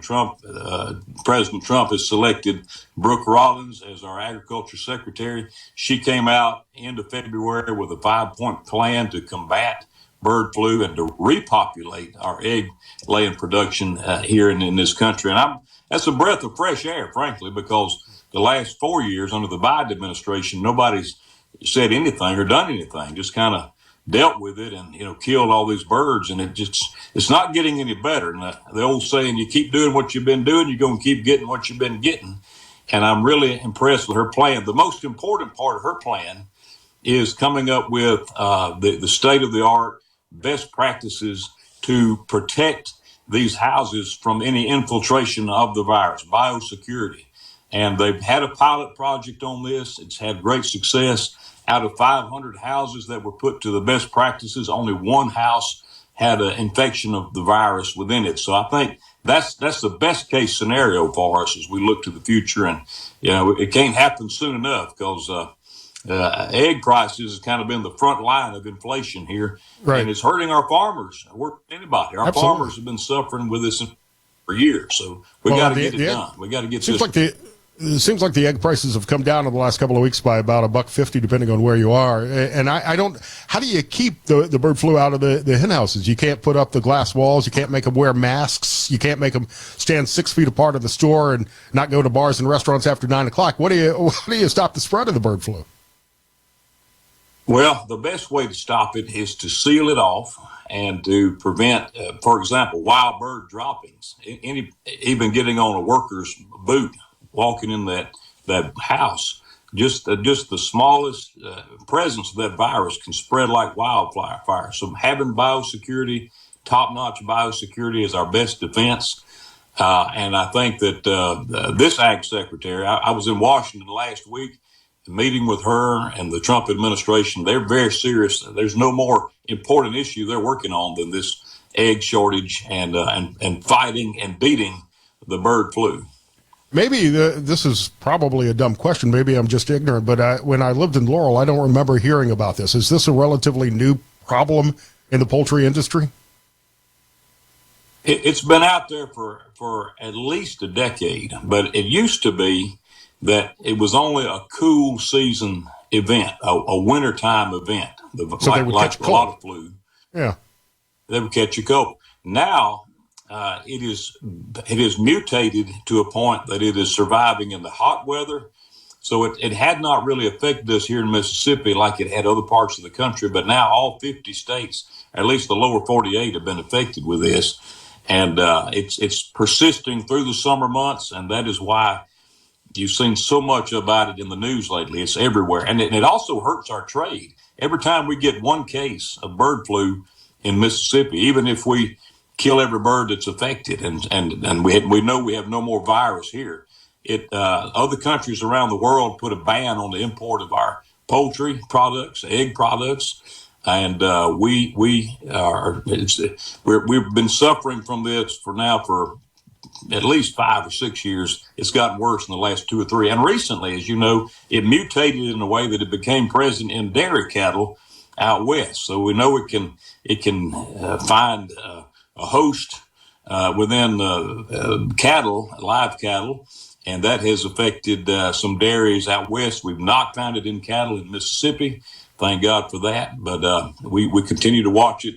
And our Mississippi Board of Animal Health, Dr. Jim Watson, our state veterinarian, they really have their finger on the pulse of this issue and have weekly calls about it regular updates, and so we stay in very close contact with them, and they're ready to move if we should have an outbreak of any type. And for people who are worried about it getting into humans, there have been some cases where that has happened, but in most cases, it's simply like a cold for a human being. One person did die from it, but can you catch it if you mentioned, Commissioner, that it can spread to other birds, that it's spreading even just, common birds. I can't think of one of them. But if it makes the leap to turkeys, if you ate a turkey that was infected with bird flu, could you catch it? Do you know? No, it's not going to present. It's not going to present a health concern by eating infected meat, but it does. What I would tell people is, do not panic about this. There's not a public safety threat to this. Commissioner, we've got to take a break. We've got to take a break. Can you stick around? I want to talk about a couple of other issues in the state, including some seafood legislation. Commissioner Andy Gipson, Ag and Commerce Commissioner here, Mornings with Richard Cross. I'm Scott Sands, at Scott Sands Media on X. It's SuperTalk Mississippi.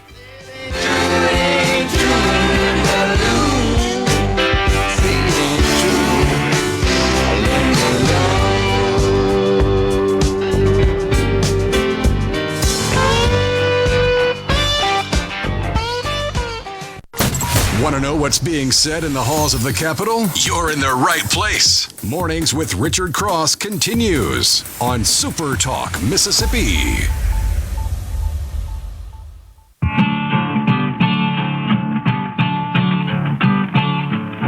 And this hour of Mornings with Richard Cross brought to you by MWG Employer Services. Running a business is tough, and if you're struggling with HR, benefits, and payroll, you're not alone. So where MWG Employer Services comes in, they can provide a full range of employer services and a custom plan that fits for your needs. Call today, 601-206-7966, or go to mwgemployerservices.com. I'm Scott Sands, sitting in for Richard Cross, who's on spring break vacation this week, and Ag Commissioner Andy Gipson is here on the show on SuperTalk Mississippi.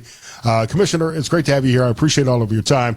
You're working on some other stuff other than trying to stop the spread of the bird flu, including all of these labeling bills, everything from meat, seafood, crawfish labeling legislation, which is very important to protecting the integrity of the seafood industry, the meat industry in the state. Yeah, we're really watching these bills, very happy and thankful for our legislature passing a number of them, whether it's the meat labeling to make sure that if it's not meat, you can't label it as meat.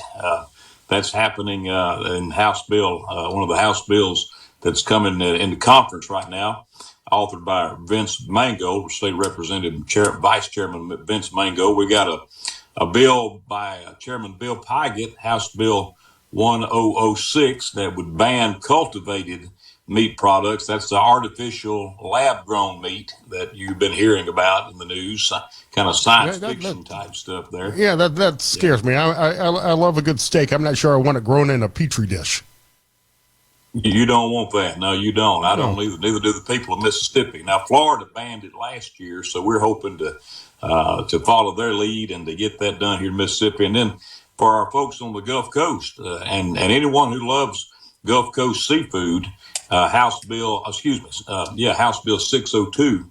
House Bill 602 is in conference right now, and it would basically require that if folks are selling U.S. Gulf Coast seafood, Mississippi Gulf Coast seafood, that they put a sign up or put that on the menu. It's the same type of principle we've applied to our catfish industry, and it's been a great help for our catfish farmers. When people walk into a restaurant and they see that sign, when they see that on the menu, they know they're getting Mississippi farm-raised catfish or U.S. farm-raised catfish. We want the same to be true for our Gulf Coast seafood because according to the folks on the coast, I was in Gulfport yesterday, and this is really a make or break for our seafood industry, for the fishermen on the coast. We have so many foreign imports that are being dumped on us from China, from Brazil, from other parts of the world. It's not healthy. It's not a good product, but it's a whole lot cheaper. and it's really threatening to put our whole seafood industry out of business on the coast. So I'm hopeful that House Bill 602 will go to the governor's desk and will become law. We have agreed, the Department of Ag has agreed to help enforce that law, along with the Department of Marine Resources, General Joe Spraggins' team. And we're looking forward to getting that done to help the seafood industry and the fishermen on our Gulf Coast.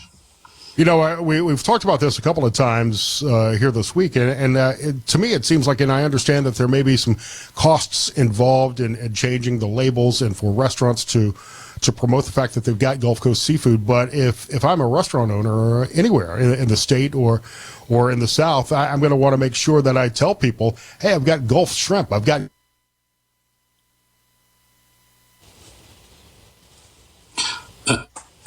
That's right.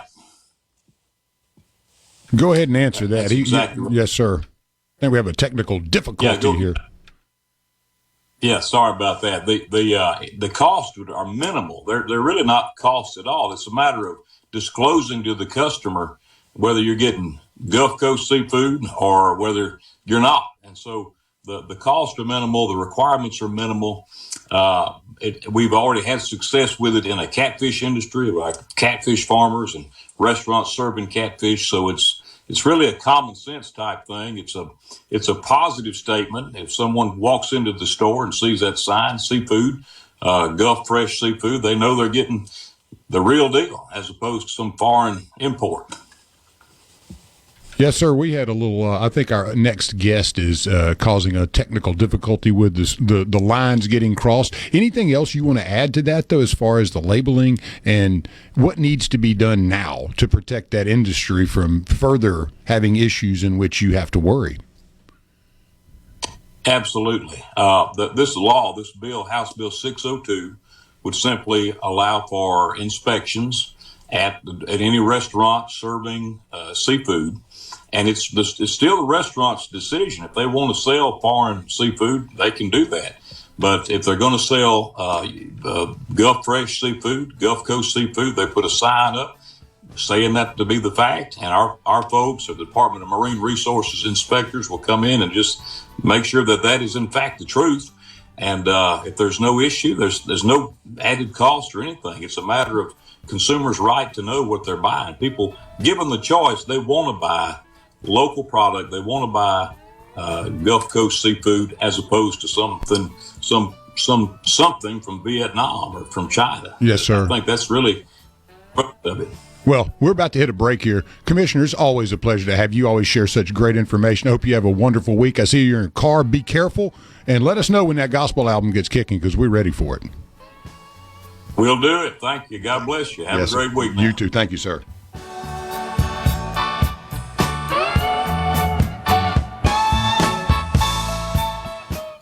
You get the inside track on Mississippi politics. Yeah! Mornings with Richard Cross on SuperTalk, Mississippi. Finally I figured out, but it took a long, long time. Now there's a ton about, maybe cause I'm trying. There's been times, all my roads, just can't turn and walk away. It's hard to say what it is I see in you. Wonder if I'll always be with you. Words can't say it.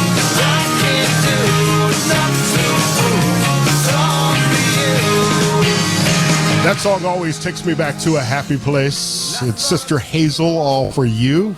SuperTalk Mississippi Mornings with Richard Cross. I'm Scott Sands filling in for Richard this week. He is on spring break vacation. I appreciate you letting me sit in. You can find me on X at Scott Sands Media. And I'm proud to say I was one of the first people anywhere to play that song when it came out. I was at the radio station I worked for in Gulfport, Mississippi. And that's when Ken Block and I first met, lead singer of the band, Sister Hazel. They're returning to the Gulf Coast, playing the Crawfish Music Festival in Biloxi on April 27th. Ken, since then, You and I have taken like a dozen cruises together, which sounds much more romantic than it is. I've followed you around the country like a groupie, and consider you a friend. It's great to have you on the show. It's good to see you again, Scott. All is well. All is well, and I look forward to seeing you guys next time you're in my area. I'd love to be down there for the Crawfish Music Festival. And congratulations, I heard you talking off the air with Lance about another successful Lyrics for Life event. It's one of the things I love about you, about Sister Hazel, is that, I mean, you keep putting out great music and amazing concerts, but you also give back to the community too. Well, there's no doubt. I mean, my mom used to say, well, you got your platform, now what you want to do with it, And so I think we've all always felt like if our vehicle could call attention to worthy causes, that was a really good use of that space that we were able to be grateful enough to have, at all. And I lost my little brother to cancer when I was just a teenager. It was awful, as you can imagine. And when we finally got the opportunity, we started doing stuff, and this year we brought our old buddy Edwin McCain in, and we brought Rick Springfield from back in the day, and we had a big old event down here in Gainesville, and we raised about $800,000, and we're well over the $6 million mark now raising money for cancer. And we've taken the cancer that my brother had, the T-cell lymphoma, from about 20 to 30% success rate, survival rate to over 90%. So we're feeling really good about the work we're doing. That's absolutely amazing. And the amount of money that you're able to raise for this event and other things that you do for charity grows every year. I mean, we're what now, almost 30 years after All For You, and you're continuing to put out music, and your fan base continues to grow. You've got such a loyal fan base, the Hazelnuts. Yeah, the Hazelnuts, man, they've been allowing our army to march for quite some time. Scott, we're one of those bands that well that we can strip it down. We have sort of we're from the South, but we grew up listening to all kinds of different music. We're from Gainesville, Florida, home Tom Petty and Heartbreakers, Skinner, the Allman Brothers, Molly Hatchet, 30th Pet. All those bands kind of came out of, Jacksonville, about 60, 70 miles away. We're one of those few bands that has opened up for the Foo Fighters, the Allman Brothers, and played the Grand Ole Opry 12 times. So it's very cool for me, a guy that likes that kind of diversity. I think you're kind of the same way. You grew up, if it was a good song, it was a good song. It didn't matter what genre it sort of fell into. And our fans give us the leeway to kind of lean this way or lean that way. But it always, when you get five of us behind our instruments, it sounds like Sister Hazel. So that's kind of a cool thing. As you mentioned, you're from Gainesville. Everybody listening on SuperTalk Mississippi now knows that we've got a Florida Gator and Alabama Crimson Tide fan. We do. Who are Ole Miss and State and Southern Miss fans aren't real happy right now. I'll tell you, man, our basketball team looks good this year, man. We came in there to Tuscaloosa, and I got good friends. We grew up playing all those cities, and right. I got good friends in all those towns, but we haven't been this good in a while, and it's good to see the basketball team get back on track. One of the things that I love from knowing you as long as I have is how we've grown up a little bit. I mean, you've been to my after parties at shows, and things got a little outrageous in the early days, and then we colored outside the lines a little bit, right. Yeah. And then years later, Tara and I are bringing our son on the tour bus to say hello. And whenever I see you, we're talking about family these days, and the party days are behind us. Yeah, man, we all grew up together. We did not miss many parties. That is for sure. We've experienced both sides of this thing. And now sometimes people come back. Now my kids are a little older. They're almost college age or in college. And man, I love that. Ryan still has kids under 6. Ryan still has kids under 6 years old, So it's like romper room. You come backstage now. Right. And you're writing songs with your daughter, which is fantastic. Yeah, I wrote a song with my daughter that made this new record. People really like the song. It was about when she was getting ready to move out to go to college. And I was, lamenting the fact that those days are kind of over of them being little kids. And a song's called All Goes By So Fast. and it really came out well. And she's a clever girl, and just she actually announced me on stage the other night at our event, and I was thinking, and I just couldn't have imagined that. And all three of my kids are way better than I ever was. And that's all you really want for your kids, right? At the end of the day. We're talking to Ken Block, lead singer of Sister Hazel. They're playing the Crawfish Music Festival in Biloxi on April 27th. You're still putting out new music, and the fans eat it up. Yeah. But the music industry has changed so much. You're still able to sell physical CDs when you're on the road at your shows, and the streaming industry has just revolutionized the way music is distributed and how we consume it. Yeah, I mean, I really think in order to we do keep making new music. We do put out CDs. We still put stuff on vinyl again now. Mm-hmm. People are buying vinyl again. Who'd have thought it, right, Scott? But it's really become an important sort of a lane of consumers that are taking in music now. But streaming changed everything quite a bit. And for us, it's always been about the live show and that connection. So it's always been about getting bodies in seats or people on their feet and getting them into the room so that we have a shared experience. And, that hasn't changed for us. We just try to get people to come out and go, that was time and money well spent. We had a great time, and I'm sure we're going to do that in Biloxi. I still love buying vinyl. I bought your last couple of records on vinyl. I just bought Edwin's record on vinyl.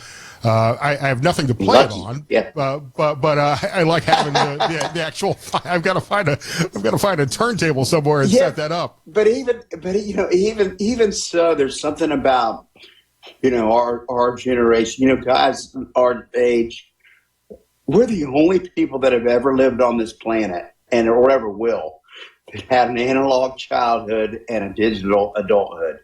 That'll never happen to any other human beings that ever walked the planet. But that, I mean, we all remember, people our age all remember having our first album and staring at them and reading the label. I mean, the liner notes, looking at the pictures and imagining. Yes. Yeah. So I understand why that medium sort of came back as a tangible product. And it does sound different when you play them on. You need to go get yourself a turntable. It'll drop that needle, man. It'll bring back all the feels. It does sound better, in my opinion. And I'm not an audiophile by any means. The show you're doing on the 27th in Biloxi, you're with Everclear and Bret Michaels. That's quite a lineup. Yeah, that is quite a lineup, man. We know those Everclear guys real, real well. We've done a bunch of shows with them over the years, and I like those guys a lot. We have some shared history, but I've never actually played with Bret Michaels, which as a guy who's like you, who's been doing this as long as I have, I don't get a lot of firsts anymore. So I'm really looking forward to the fact that we get to kind of meet him and hang out a little bit. But I mean, we go all the way back to CPR Fest stuff in Biloxi. So we're looking forward to getting down there, and we'll be relaxed. We got a lot of friends that come out, and it's just going to be a good time. I saw Bret last summer, and he still brings out the girls. The ladies our age still love Bret Michaels. The night before at the Crawfish Music Fest, still love him. It's Marcy Playground, Puddle of Mud, Hinder, and our friend Fred Cowboy Mouth playing the night before you guys. Oh yeah, man. Fred is one of a kind, man. They broke the mold with that guy. He is a legend, and certainly in the Louisiana, Mississippi area. For sure. Crawfish Music Festival, April 26th, 27th in Biloxi. Quickly, we're out of time. But when's the next album coming out? We just put this one out about a month and a half ago, so we're already working on a new one. And yeah, man, we don't stop for very long. We still do 100+ shows a year, Scott. Right. So we're still at it. It's amazing. I must have missed the last one. The last one I bought was Sand Sea and Crash Debris. So I got to get the new one. I missed that. Yeah, man. Well, Ken, it's great to see you. We keep stuff coming out. I love you, brother. Thanks for coming on. All the best. Love you too. Take care. Mornings with Richard Cross. I'm Scott Sands in SuperTalk, Mississippi. Right at the time it was best to leave behind what I once thought was fine, so real. From the Venable Mississippi in the know, one morning at a time. Mornings with Richard Cross on Super Talk, Mississippi.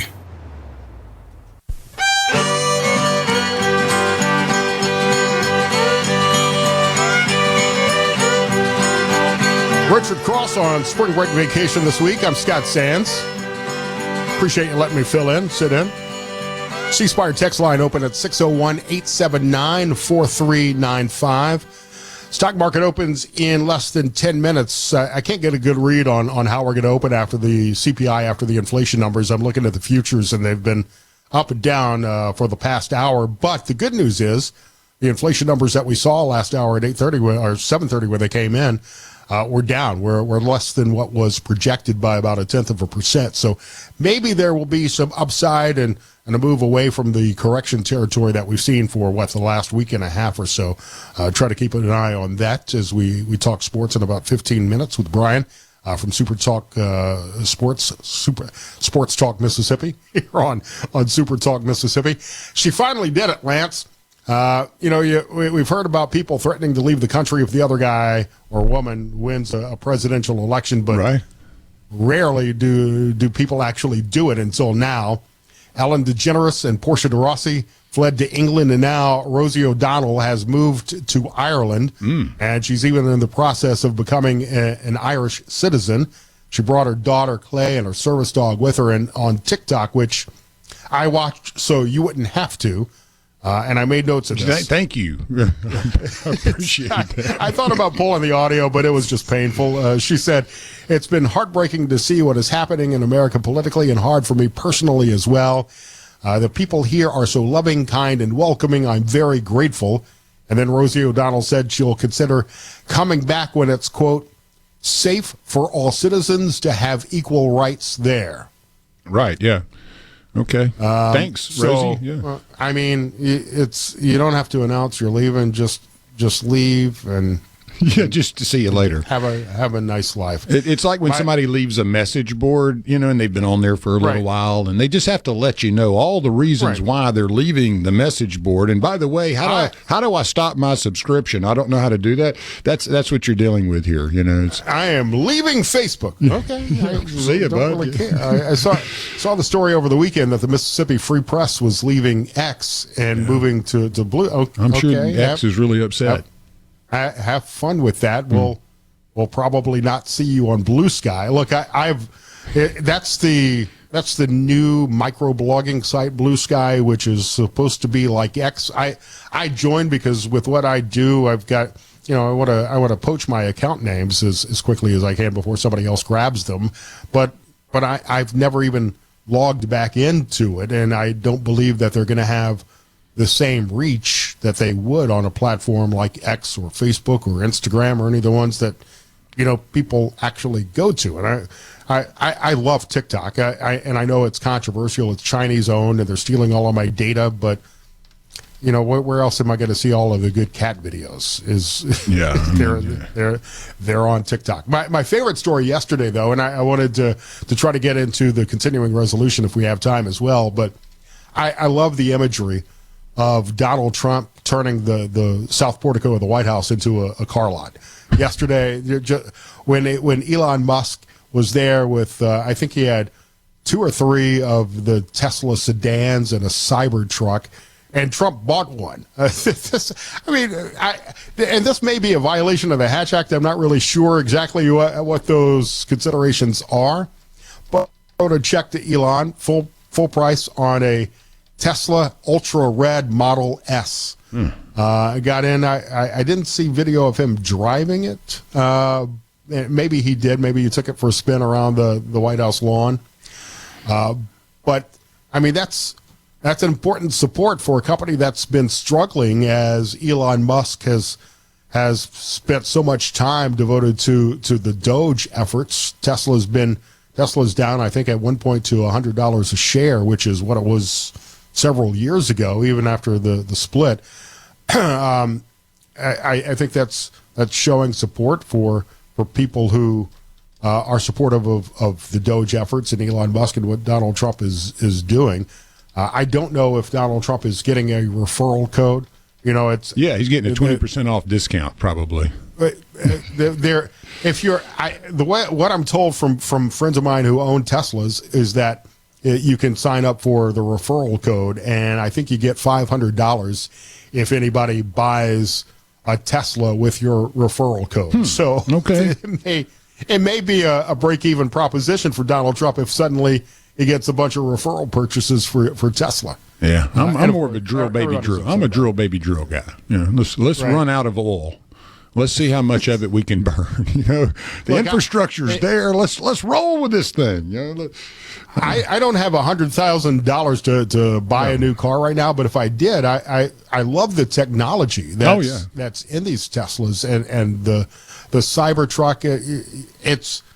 It may not be the most attractive vehicle, but there's something cool about it. Have you driven a Tesla? No, I haven't. Now, one of the guys with the Schwartz Power Hour that I get to do on Mondays, Cooper, he has the transformer truck. What do they call that thing? The Cybertruck, yeah. And I also saw, I think there are a couple of models. Yeah, the Russians actually had a few of those that they had converted to offensive vehicles, where they had mounted the turrets on it and everything, and have the big guns on it. So apparently it's pretty versatile, and it looks cool. But no, I've never actually been in or ridden in or driven an electric vehicle, honestly. So I don't know. I was pretty skeptical about them. They look cool. Chance to drive a buddy's Plaid, and that thing takes off, man. Yeah, when they whiz by, it sounds like a golf cart's coming by. I live in a golf community, so it's anytime some of them come by, I'm like, what was that? It kind of has that kind of buzzing sound to it. But I'm old school, man. My first vehicle was a '76 Chevy truck with an 8-track. I mean, I hope they bring the 8-track back, honestly. And then my dad played a good joke on me with like a 1965. I think it was an Impala he brought home that was a friend of, or a guy that worked for him. It had curb feelers on it and everything. And when I was, I like the old school stuff a little better. Let's go back to the analog, as Ken was talking about, because he's right, man. I mean, you and I, all of us grew up analog, and now it's all digital. So I like the analog stuff. The problem I've got with them is we just don't know long term. I mean, I think my 2008 Jeep is still running fine.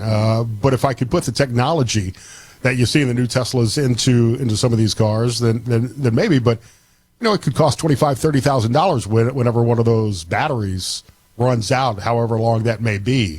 So that's. And I live in an apartment complex, so I don't think they would take too kindly. Run the extension cord out.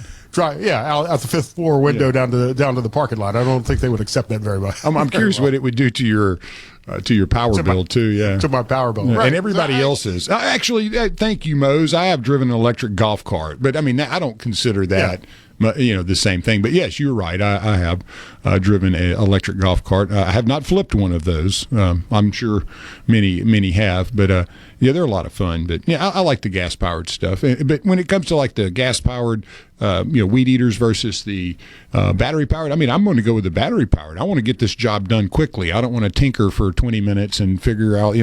Growing up, that's what we did. My dad was like, "All right, boy, get up, let's go. We got yard work to do," and yard work was 3 hours of fixing everything, and then like an hour of yard work, and I'd stand around bored. Come on, Dad, you're learning how to fix stuff, okay? And so I kind of miss those days a little bit, but now I do like the battery stuff.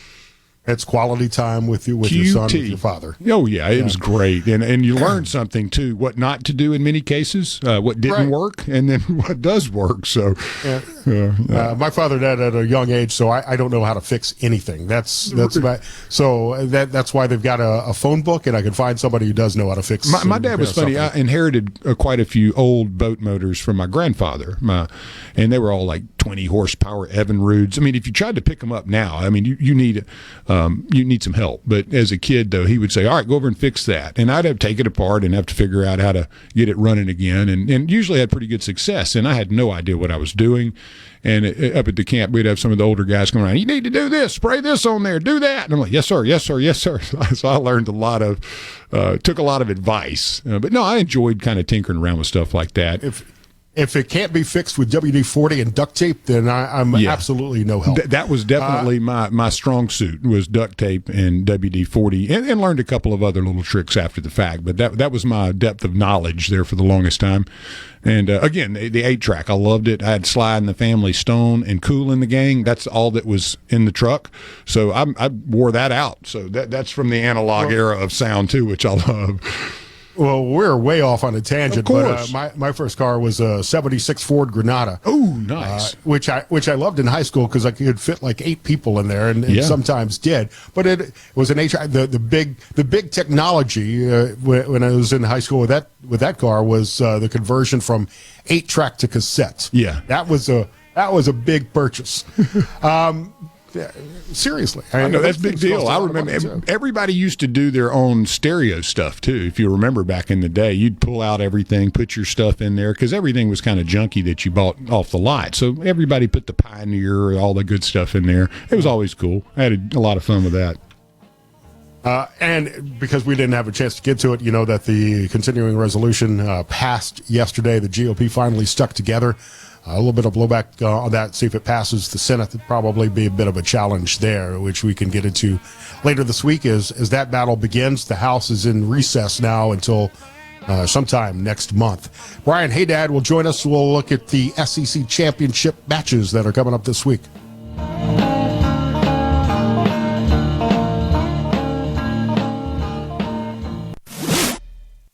Know where the news is going next. Mornings with Richard Cross on SuperTalk, Mississippi.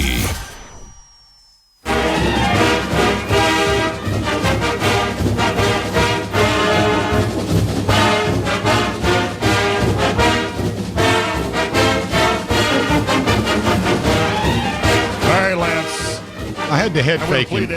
I told him I was playing the Kentucky Headhunters, but I decided not to. Went with the fight song, Mississippi State. Had to do that to the Bama guy. I feel horrible because I wasn't sure which team's fight song that was. I knew it wasn't. Oh, come on. Obviously. You know better than that.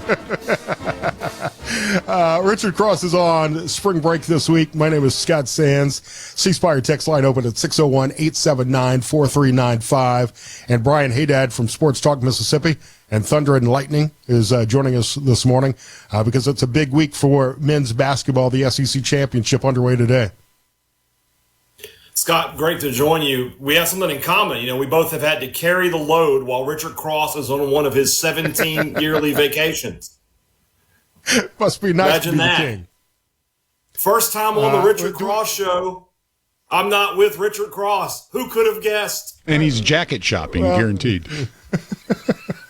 So, I will pull out a sports coat before the end of the week. Very good. Just in his honor. So, Brian, who are you looking at? Obviously, I think Ole Miss has a good chance to make a run for it.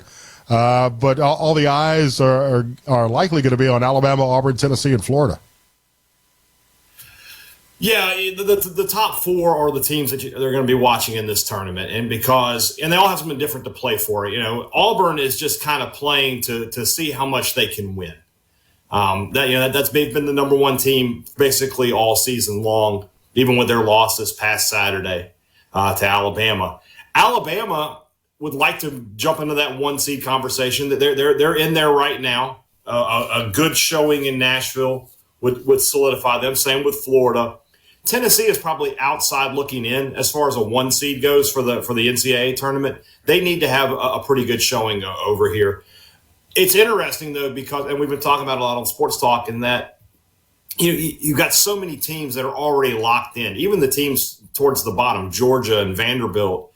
They're in the tournament. They're playing over here really, just for nothing. So it'll be interesting to see how these teams handle this tournament, because if you're somebody like Mississippi State that plays later today, even if you lose this game today, it doesn't matter. You're in the NCAA tournament.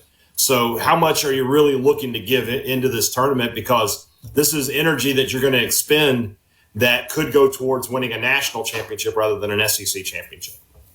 That being said, you certainly don't want to lose any momentum along the way. You don't want to give your starters too much rest. You don't want to wear them out either. But you want that momentum going into the big tournament. You do, and especially for somebody like State, who's been on a bit of a slide these past few weeks. They would like to at least win today. They play LSU later. That's one of the few teams in the SEC that's not going to make the NCAA tournament this year. State beat them a couple of weeks ago. That's their only win in this slide that they're in right now. State would very much like to at least advance until tomorrow. Tomorrow they'll have to play Missouri. Missouri is a team that handled them pretty easily here in Starkville. I don't know if they can get past that team because that's a really good three-point shooting team, and State is a really bad three-point defense team. So we'll see what happens tomorrow, but State would definitely like to at least get one win while they're in Nashville. Well, and I think, Brian, you hit on one of the big stories of the big dance this year is how dominant the SEC has been in basketball this season. It looks like, 12, 13 teams are likely to make the tournament. Yeah, it's really something, growing up here in the South, and it's always been about football. We know the SEC is the dominant baseball conference as well, but basketball this year has been something historic. I mean, outside of the SEC, if you're talking about non-conference play, I think the SEC was something like 150, 160 games over 500, just some ridiculous number. The worst out-of-conference team was South Carolina, and they went 9-3. Almost everybody else escaped undefeated or just with one loss. And so now we're talking about possibly having 3 of the 4 1 seeds in this tournament, in the NCAA tournament, being SEC teams. And at worst of the top 1 and 2 seeds, those 8 teams, probably 4, maybe 5 of those are going to be SEC teams. It's been a historic year for a conference that, as recently as 10 years ago, really didn't give much of a care about basketball. You had Kentucky at the top. Tennessee was pretty good. Florida was pretty good. But year in, year out, most of the schools, Alabama and Auburn are a great example. A decade ago, Alabama and Auburn did not care about basketball. They just didn't. They were football schools, and, they had football and spring football. That was pretty much it. And now, you're bringing elite coaches like Bruce Pearl and Nate Oates, and all of a sudden now you're a basketball school, and you've really become something. Auburn, especially, that has become one of the top environments in all of college basketball over there at the Neville Arena. That's a place where opposing teams do not like to go. Last weekend, notwithstanding. Well, and when I was on the radio in Laurel, Hattiesburg, Mississippi State was on a nice run at the time. I mentioned this earlier in the week. I got in a lot of trouble for pulling an April Fool's joke during the Final Four the year that Mississippi State made a run by. I can't remember the exact prank that I pulled, but either they were kicked out of the tournament or they were let back in. I can't remember which one it was, but that was, it's good to see the Bulldogs back in the conversation. As you're looking, Brian, at the tournament lineup, is there an underdog that might make a run from the 14-15 seed? Oh, it would be incredibly unlikely. First off, you're talking about you got to make, you got to win 5 games in 5 days. That's incredibly hard for anybody. And somebody like LSU would have to go through Missouri and Florida to make it there. Yeah, it just seems if there's a team that comes out of the SEC that becomes a bid stealer, that's somebody outside of the 13 we know are in. And even then, Mississippi State would have to win 5 games in 5 days. That seems highly unlikely. Same with like Oklahoma, who I think is in right this second. Arkansas, who I think is in right this second. The SEC tournament champion is likely going to be one of the 2 teams that has the 4 teams that has the double bye. It just because it's just so difficult to win that many games in that time frame. And on top of that, as I mentioned earlier, by the time you get to Saturday and you're just exhausted, you're asking yourself, what are we doing? We're already in the tournament at this point. Why are we continuing to play so hard when there's nothing to gain from it? So who do you think has the easiest path to the championship? I'm looking at the brackets right now, and it could be Auburn. I mean, they may get some trouble out of Ole Miss or Arkansas. Alabama might get some trouble out of Kentucky. Florida, Missouri could be a good matchup. Tennessee, Texas A&M, but I think Alabama, Auburn probably have. We could see a championship matchup between those 2 teams, which, based on the last couple of regular season games, would be a home run for fans. Yeah, Auburn is probably obviously the favorite. If they're likely to play Ole Miss on Friday, that's a team that they beat in Oxford, and they beat them badly when they played them in Auburn. Ole Miss is a good team, but they just don't match up well with Auburn and Janai Broome and all the physicality that they have down low. It probably will end up being a rematch. We'll get round 3 of Auburn, Alabama, which will be great. It'll be the rubber match between those two rivals. The dark, if you want to say a dark horse, and they're not really a dark horse because they're one of the top 5 teams in the country. I think Florida is probably going to end up winning this. I think Florida may actually be the best team in the SEC. They play at a really high level. Todd Golden has done a fantastic job getting that program back where it really belongs. 2 national titles in the 2000s. And then they kind of went through a dry spell after Billy Donovan went to the NBA. Florida is playing great basketball right now. They're probably my pick to win it, but I won't be surprised if any of the top 4 end up winning it. It's a shame there's not online sports wagering. It sounds like this tournament is ripe for some bets. I haven't looked at any of the lines yet, but it's a shame that fans in the state aren't able to participate this year in that kind of action. So we're talking to Brian Hadad from SportsTalk Mississippi here on Mornings with Richard Cross. How do these teams fare when you make it to the big dance? Again, are you looking at those same top 4 schools in the SEC? Probably so. It's just so much about matchups when you get to the NCAA tournament, especially with our local teams. Mississippi State, if they play a team that shoots the 3 well, they're going to lose. I mean, it's just that simple. If they play a team that's a 35, 36, 37% three-point shooting team, they're going to lose that game. If Ole Miss plays a team that's very physical, they can really pound the ball in down low, they're probably going to lose. But if you get the other matchup, State can match up with teams physically. If they play a team that likes to play a slower defensive game, they can win that game. If Ole Miss gets to play a team that likes to get into a little bit of a track meet, they can win that game. So it's just about matchups. If I had to take, like Auburn versus the field, I would take the field because there's so many good teams. We're not even talking about teams like Duke and Houston outside of the SEC who can fully capable of winning a national championship. But I'll be surprised if there's not at least one SEC team in the Final Four and maybe even 2. You got a Cinderella story in the big dance. Is it going to be somebody like St. Francis, Xavier, IU maybe, or Ohio State that could make a run at least to the Sweet 16? Well, first off, Ohio State as a Cinderella doesn't really work for me. That's one of the biggest schools in the country. The idea of the Cinderella, what makes it great is that you don't know who it is. We can't predict Cinderellas. They just come out of nowhere, like Oakland last year, and you mentioned St. Francis, St. Peter's a couple years ago. Those are the fun stories. They're impossible to predict, though. You never know who that top seed is that's going to go down. SIU Edwardsville. I'm going to call it now. They'll win in at least the first round. I'm in. I'll watch. I'll be excited. Brian Hadad, SportsTalk Mississippi. Thanks for coming on. I appreciate your time. Anytime, guys. Y'all have a good one. SportsTalk Mississippi and SuperTalk Mississippi, the C Spire text line if you want to chime in with your projections for the SEC tournament. 601-879-4395. I'm Scott Sands.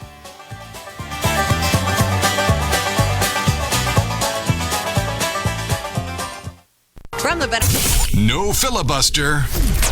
Just everything you need to know to start your day smarter. Mornings with Richard Cross on SuperTalk Mississippi.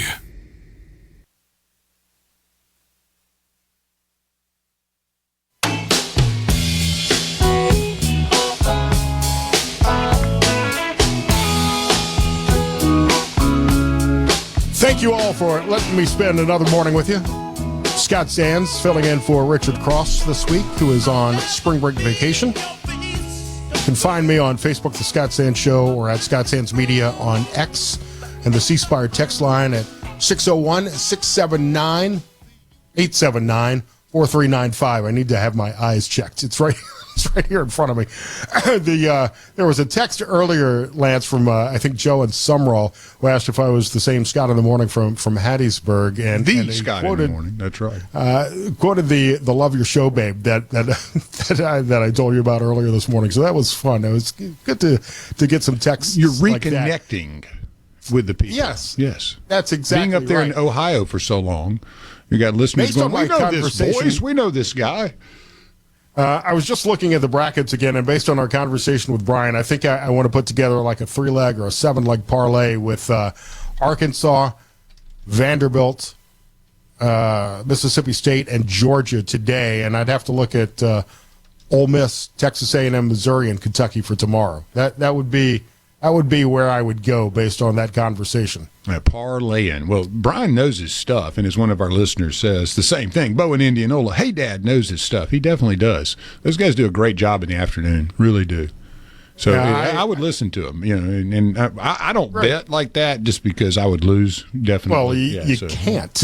You can't in Mississippi unless you go to one of the casino sports books. That's what they say, huh?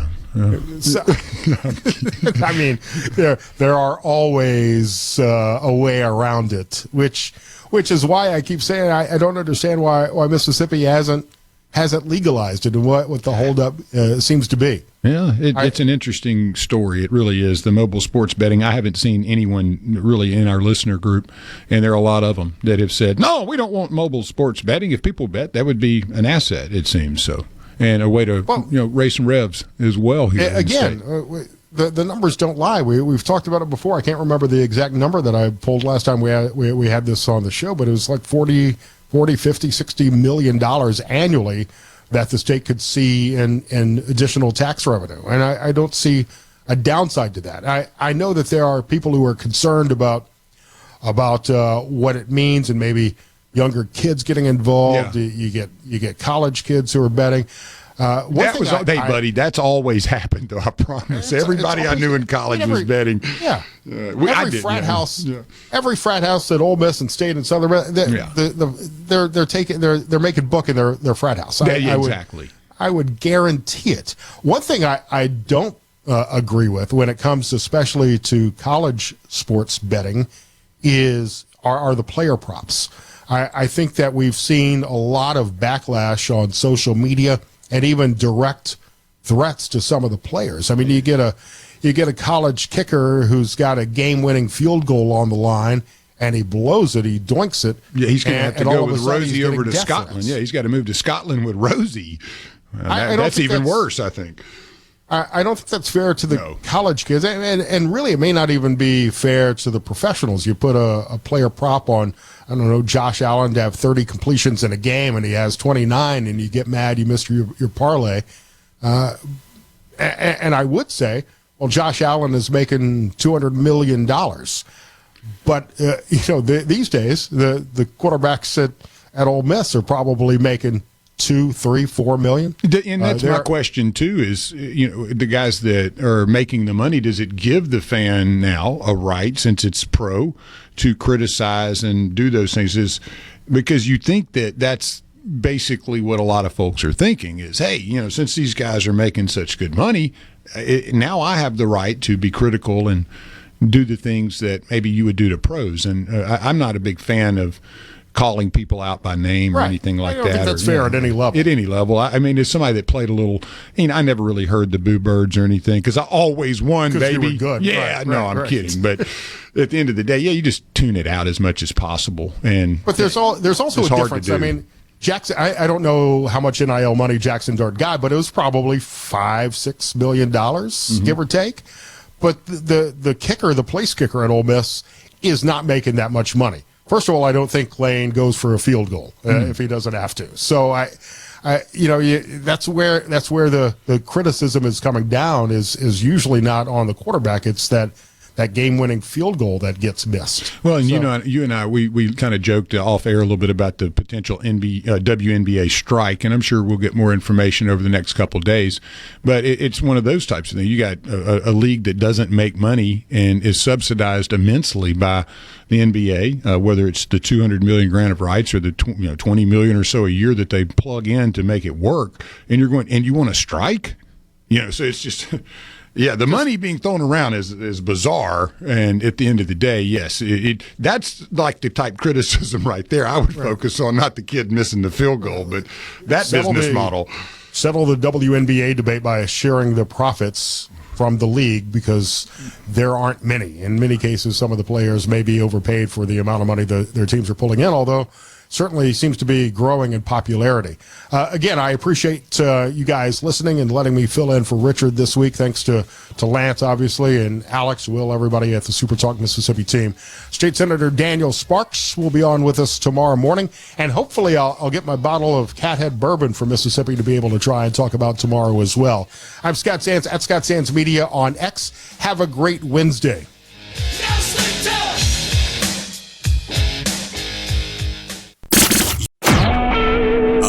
SuperTalk Mississippi Media Production.